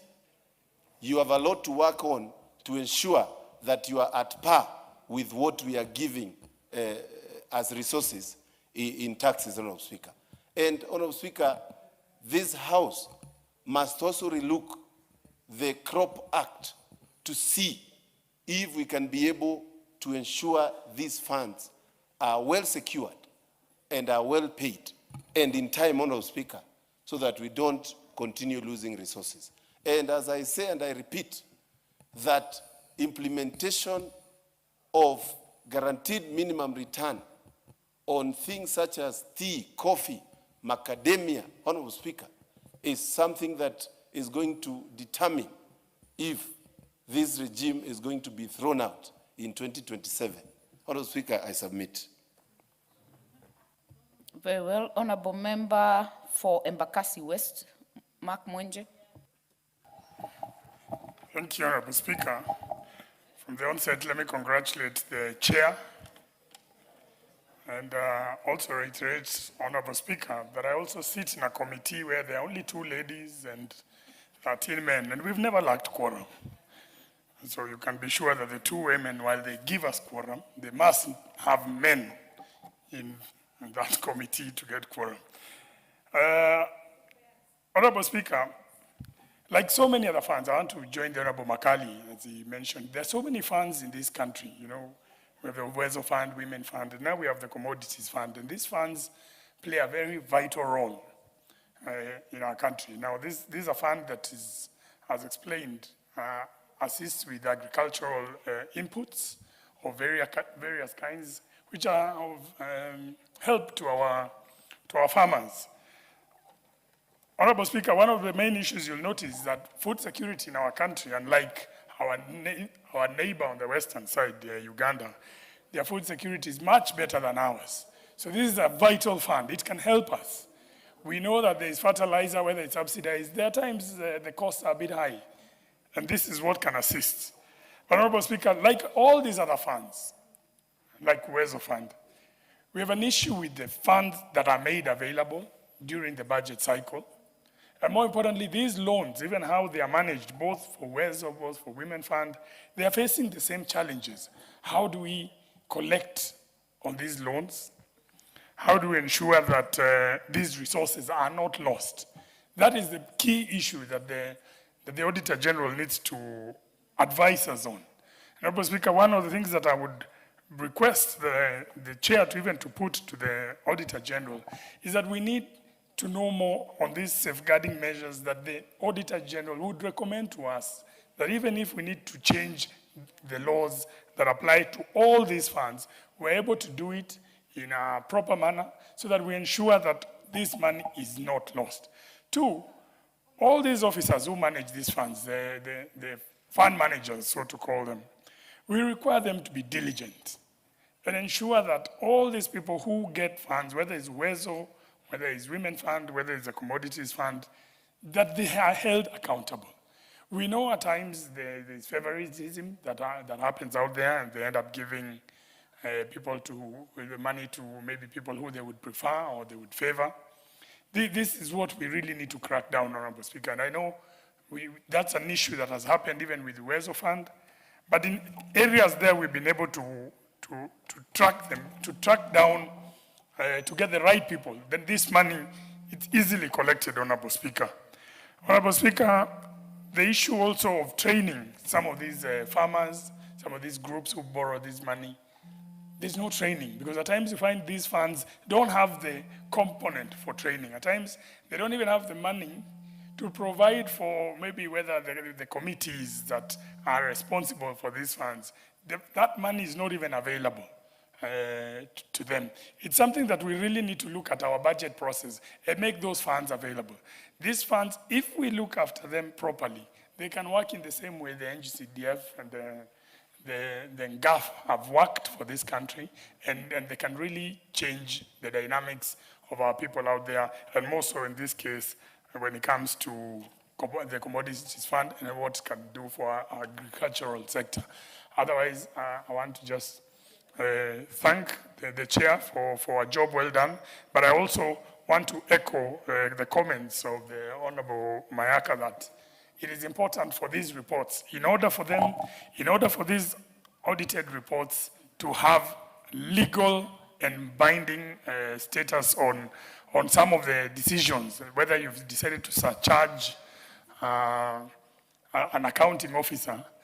When you bring an audited report for the year 2018, 2019, up to 21, 22, then unfortunately, depending with the language, some of the actions that the committee might have taken might be limited because of the time, because these reports, once released by the Auditor General, we only have 3 months to debate these reports. But if you are able, and I thank the Auditor General, if we are able to bring those prior unresolved issues and you bring them all the way forth to the current financial year, then those issues remain outstanding and they can be binding. That's, I think, the approach that this House needs to take when it comes to these reports. And I'm glad to see that most of the audit committees, for most of the reports that they're going through, they're now doing all the reports up to the current financial year that is being audited, 2024, 2025, so that we ensure that any action that was taken in the past can be brought forward and action can be taken. With that, Honorable Speaker, I beg to support. Thank you. Honorable Passaris. Thank you, Honorable Speaker. I rise to contribute to the motion on the report of the Special Funds Accounts Committee on the audited report for the Commodities Fund for the financial years under consideration. First, I commend the committee under the leadership of Honorable Fatuma Full Network for undertaking its oversight role in reviewing the management and utilization of the fund. Oversight is one of the most important responsibilities of this House, particularly where funds are meant to directly support the livelihoods of our people. Honorable Speaker, agriculture remains the backbone of our economy, and millions of Kenyans depend on agricultural commodities such as coffee, sugar, and other crops for their livelihoods. Funds such as the Commodities Fund were established to stabilize these sectors, strengthen community and commodities, value chains, and support farmers in accessing markets and fair returns. However, Honorable Speaker, the true measure of any commodity fund is not the reports that we're tabling in Parliament. It is the income a farmer takes home at the end of the season. Many farmers across the country continue to struggle with low prices, delayed payments, weak market structures. This raises the fundamental concern as to whether the resources allocated through such funds are actually reaching farmers in a meaningful and timely manner. Honorable Speaker, as we speak about the economic empowerment and the bottom-up transformation of our economy, we must remember that farmers form the foundation of this vision. Strengthening commodity fund must therefore translate into better prices, improved productivity, access to markets, and value addition within the agricultural sector. At the same time, we must ensure that these funds are managed to the highest standard of transparency, efficiency, and accountability, so that they do not become administrative structures that consume resources without delivering tangible benefits to the intended beneficiaries. Honorable Speaker, if properly managed, the Commodities Fund can play a critical role in revitalizing our agricultural sector, strengthening farmer incomes, and enhancing Kenya's competitiveness in regional and global markets. With those remarks, I support the adoption of the committee's report and urge all those that are entrusted with funds, various funds, to do so much for our people, to really start managing those funds well. Because this is where we begin to show that we are a government for a people and government that is working for the people. So if you're entrusted, whether you're a chair, you're a board member, you're an office executive, if you have been given a fund, we don't want to have members standing here and saying that some of those funds were misused and maybe members used it to come back and get re-elected. I mean, we need to honestly put the money to serve the Kenyan people. And when we do that, then Kenya will be able to transform itself from developing to developed. we will move from being dependent to interdependent to independent. So, Honorable Speaker, I support and I really commend the committee for trying to ensure that they get up to date in terms of audits. That was a big problem that we saw when I came in the last parliament. But in this parliament, I can see we're trying to do the catch-up so that we are up to date with all the reports that we need to table in this House. I thank you, Honorable Speaker, and I support. Member for Mumia East, Honorable Salasia. Madam Speaker, I want to rise to support the committee's report on the following grounds. You're all aware that the commodity fund is one of the key critical funds that could have transformed this country's economy. And I remember last year when the president came to Mumias Sugar, one of the things that I raised there is that we have some loans that are being owed by the Mumias Sugar Outgrowers Company. And the commodity fund was it's holding or is looking forward to receive money from the outgrowers, Mumias Sugar outgrowers of about 60 million. So my question has been, it has taken us almost a year without getting a clear report on the recommendation, and even when the president advised that we need those loans of Mumias Sugar outgrowers to be written off. Up to now, there's been no any significant report on that until today when we are having this report in this House.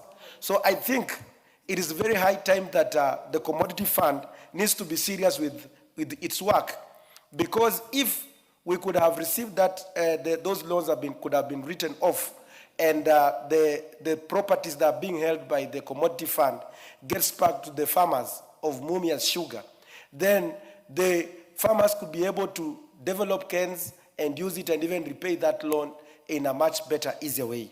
So my recommendation on this is to ask this House that most of the funds are not performing well because of lack of the AIE, that is the authority to incur the expense. Because you find, like, even we take an example of Wezo Fund.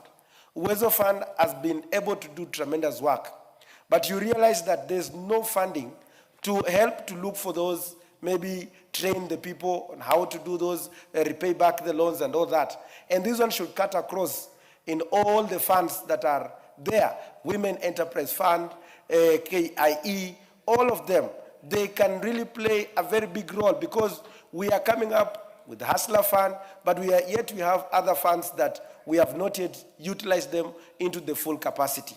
So I want to stand here to support the report and ask that the immediate write-off of all the loans and asking the commodity fund to return all the properties, could be the tractors, could be the land, back to the farmers of Mumias Sugar and others, even the Busia outgrowers, so that farmers can now focus and rebuild themselves to build the economy. Thank you, Madam Speaker, and I support. Very well. Member for Kaiti. And this is the second time I'm calling you, so. Thank you, Madam Speaker, for the opportunity, and I'm sorry because you called me the second time. I want Madam Speaker to take this time and first congratulate the committee for the good job they have done, because, Madam Speaker, this commodity fund, Madam Speaker, is very important to this country. Madam Speaker, I think once these funds can be used like now what we are doing with the CDF, whereby the money is going direct to the common, the normal, that person down there in the local mwananchi, I think it can be of benefit, Madam Speaker. This money, when we talk of agriculture, Madam Speaker, like there are areas whereby they grow coffee, they grow tea, they need to be supported, Madam Speaker. And I think some funds like this one can also be set aside to help those farmers and grow their commodities, Madam Speaker.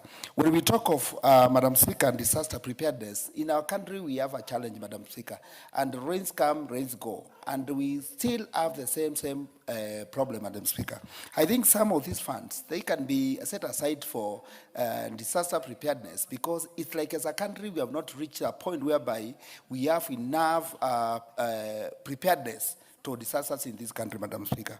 I think when the committee was tabling the report, I was keenly listening to the report, and I went through the report, and I think this is a good job they are doing, and we need to support it. And I think if we go to this direction, what I can request a committee is that, as my colleague have said, we update this one to be, we can have the current one for like 2023, 2024, so that we can be close to the year, so to avoid discussing things which are taken by event or are taken long.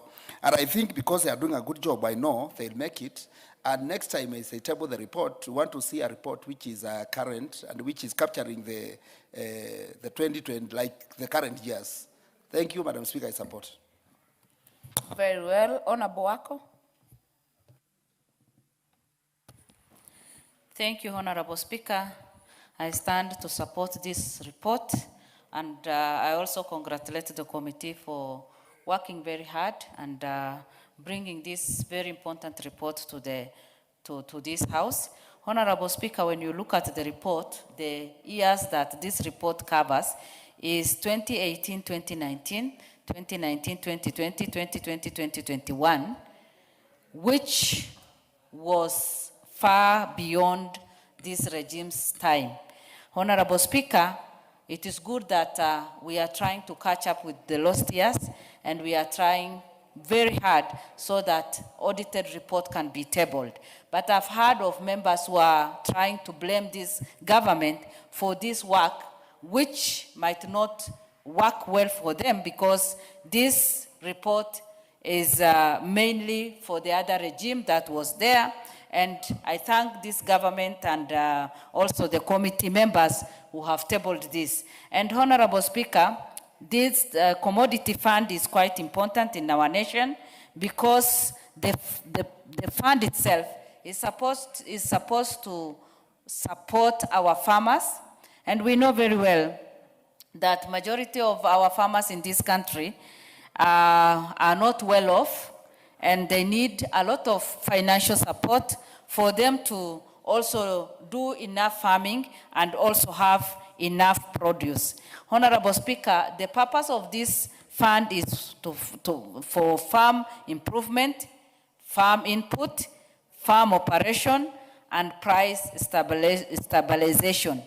And unless we do this, our farmers may not be able to have enough to do their farming and also enough produce. Again, the fund is so friendly, because when you look at it, the subsidized interest rate is from 3% maybe to 7.5%, which cannot be compared to any loan that one is able to get from the banks. And again, there is that special arrangement for friendly repayment plans, which is very good with our farmers because of the low income.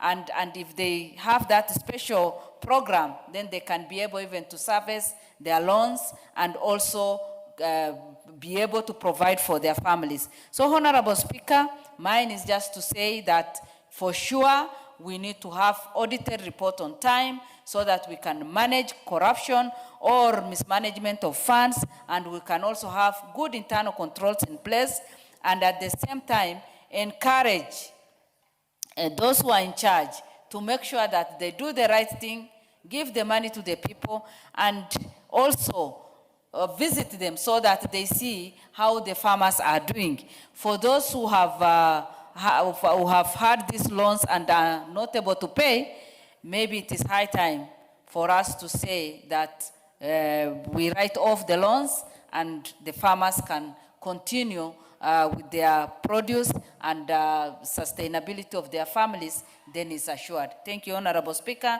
and I support the report. Member for Trans Nzoia, Honorable Lilian Sioi.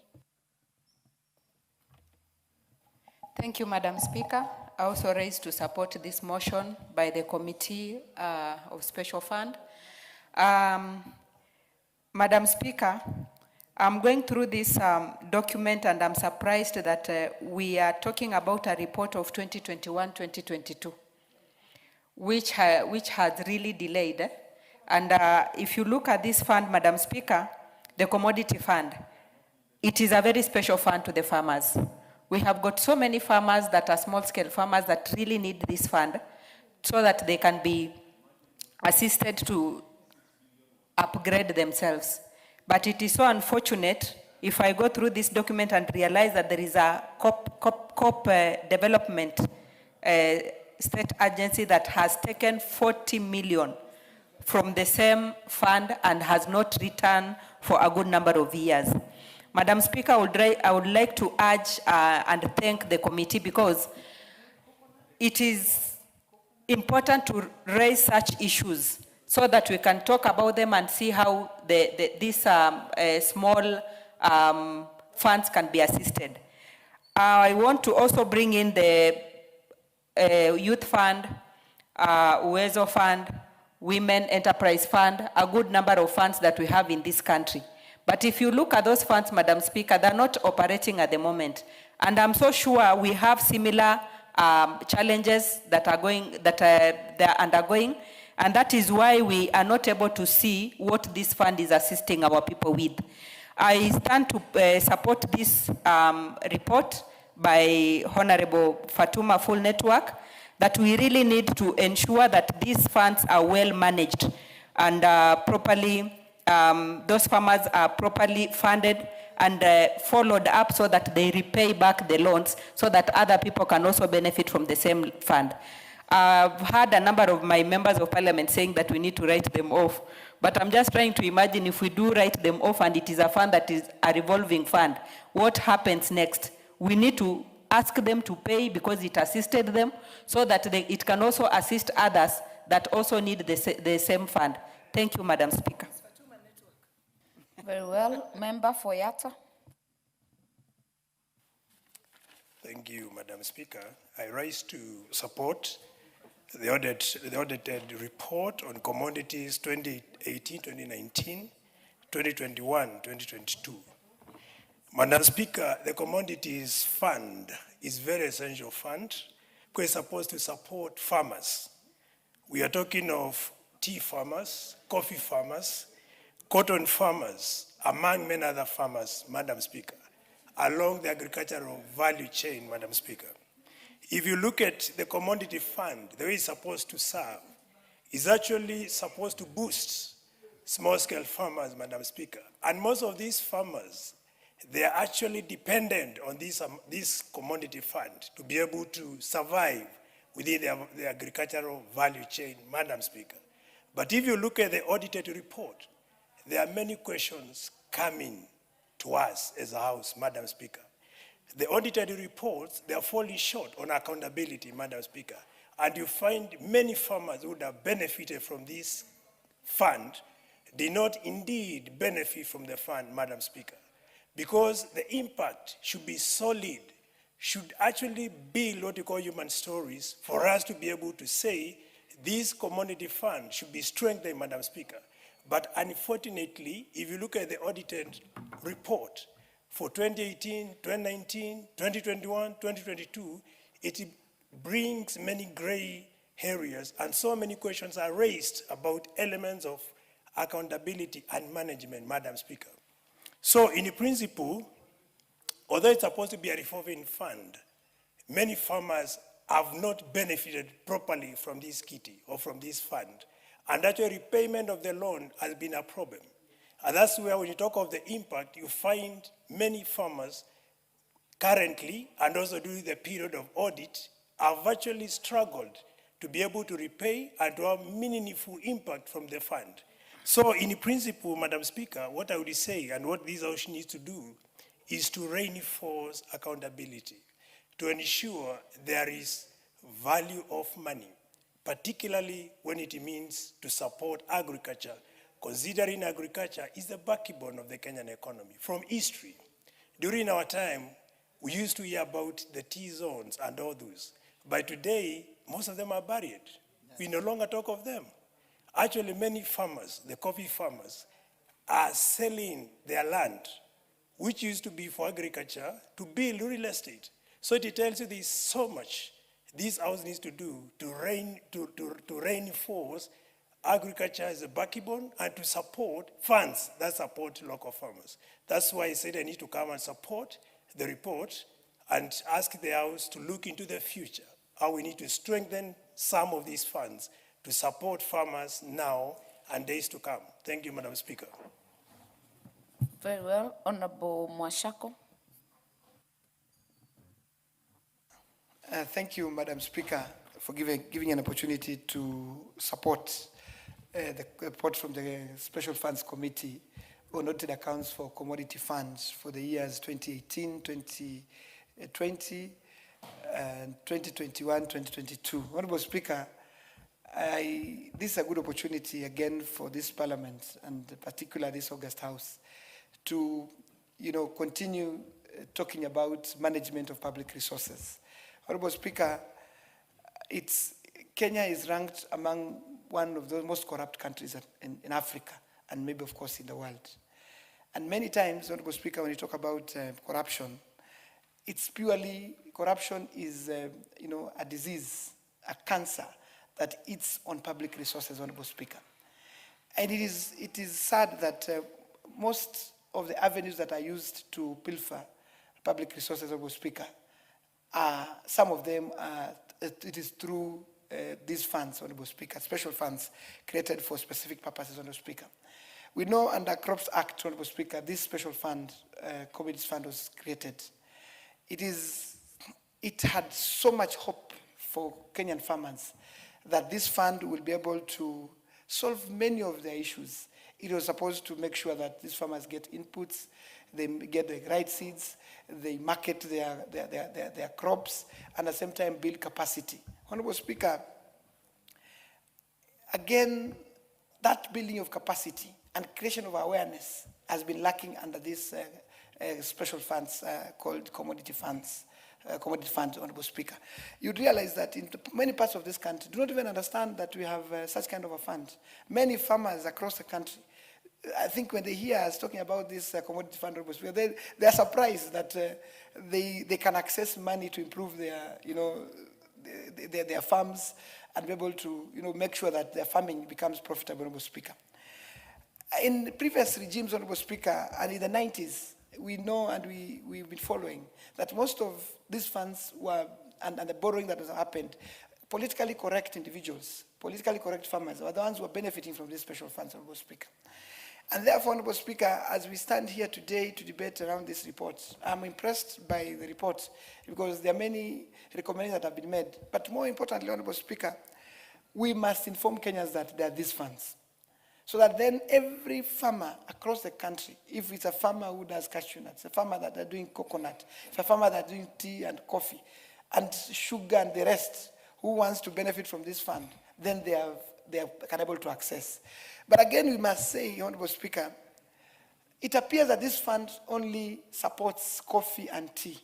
And yet we know we have, and coffee and tea is grown in few places in the country. And therefore, Honorable Speaker, we need to, this fund and the CEO, needs to go out there and do awareness, disseminate this information to all the farmers across the country. And if there are crops that are not included under this this fund, Honorable Speaker, they need to be included. So that every part of Kenya must also benefit from the fund that we appropriate from this house. As it's been said here, Honorable Speaker, we are putting a lot of money in this fund, Honorable Speaker. And therefore, if it's not reaching all parts of the country, Honorable Speaker, then we are creating an imbalance. We are creating an atmosphere where some parts of the country will remain behind, other parts that are included under this fund, farmers from other parts of the country that are included will continue making money, growing, and other parts remain poor, Honorable Speaker. But Honorable Speaker, again, this fund, and it is important that as Parliament, I think these funds have become too many. They have become too many to a level that, Honorable Speaker, I hear my colleagues talking about Uwezo Fund, I don't know what fund, now we have Hustler Fund. I think Nyota just that it's not called fund, but it's again, Nyota is also another fund.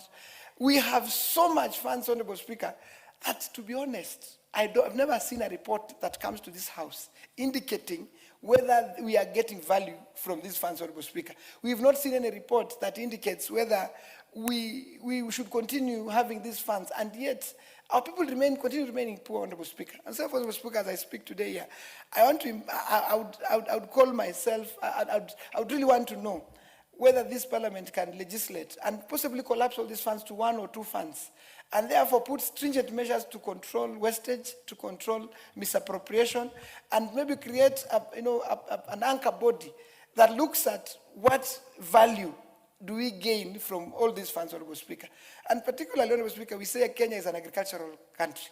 I think we used to say 80% of the economy is supported by agriculture.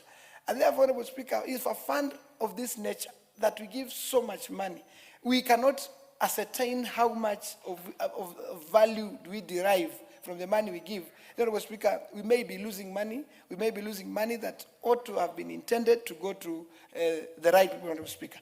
And lastly, Honorable Speaker, I would also want to look at, there's a lot of duplication. This fund, if you look at it, and look at the Agricultural Finance Corporation, we have AFC, we have so many funds under our own agriculture. So maybe it is high time that Agricultural Authority of Kenya, Food Authority and the rest should come together and put their heads together under the Ministry of Agriculture and evaluate whether we need to have all these funds, whether these funds are making any impact. And if there's no impact, Honorable Speaker, we can channel most of these funds to even counties, Honorable Speaker, so that because agriculture we know is a devolved function. And maybe we can remove, we can collapse some of these funds that are not helping this country grow and channel all this money to counties and make sure that agriculture, in counties is supported so that then most of the Kenyans can be able to gain from their, daily activities of farming, Honorable Speaker. With this, Honorable Speaker, I support the report and, we need to do more so that we don't continue losing public resources. Thank you. Very well. There being no other interest on this, I will call the mover to reply. Honorable Kivasu. Thank you, Speaker.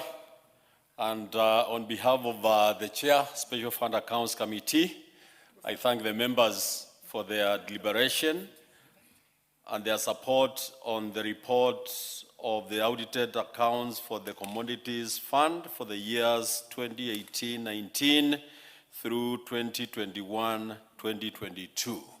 For the benefit of the members, this committee has about 104 funds that we oversight, and these funds we started oversighting last term, so we are still not even 50% of the funds, and it's my hope that what these members have already said, we are going to put it into use as we keep on oversighting, and request the implementation committee to follow the recommendations and implement the recommendations that the committee has proposed so that this commodities fund can be able to streamline their financial management. And with that, Honorable Speaker, I reply. Honorable members, we shall, by the standing orders, defer the putting of the question on this motion in the next appointed time. Honorable members, let us be upstanding.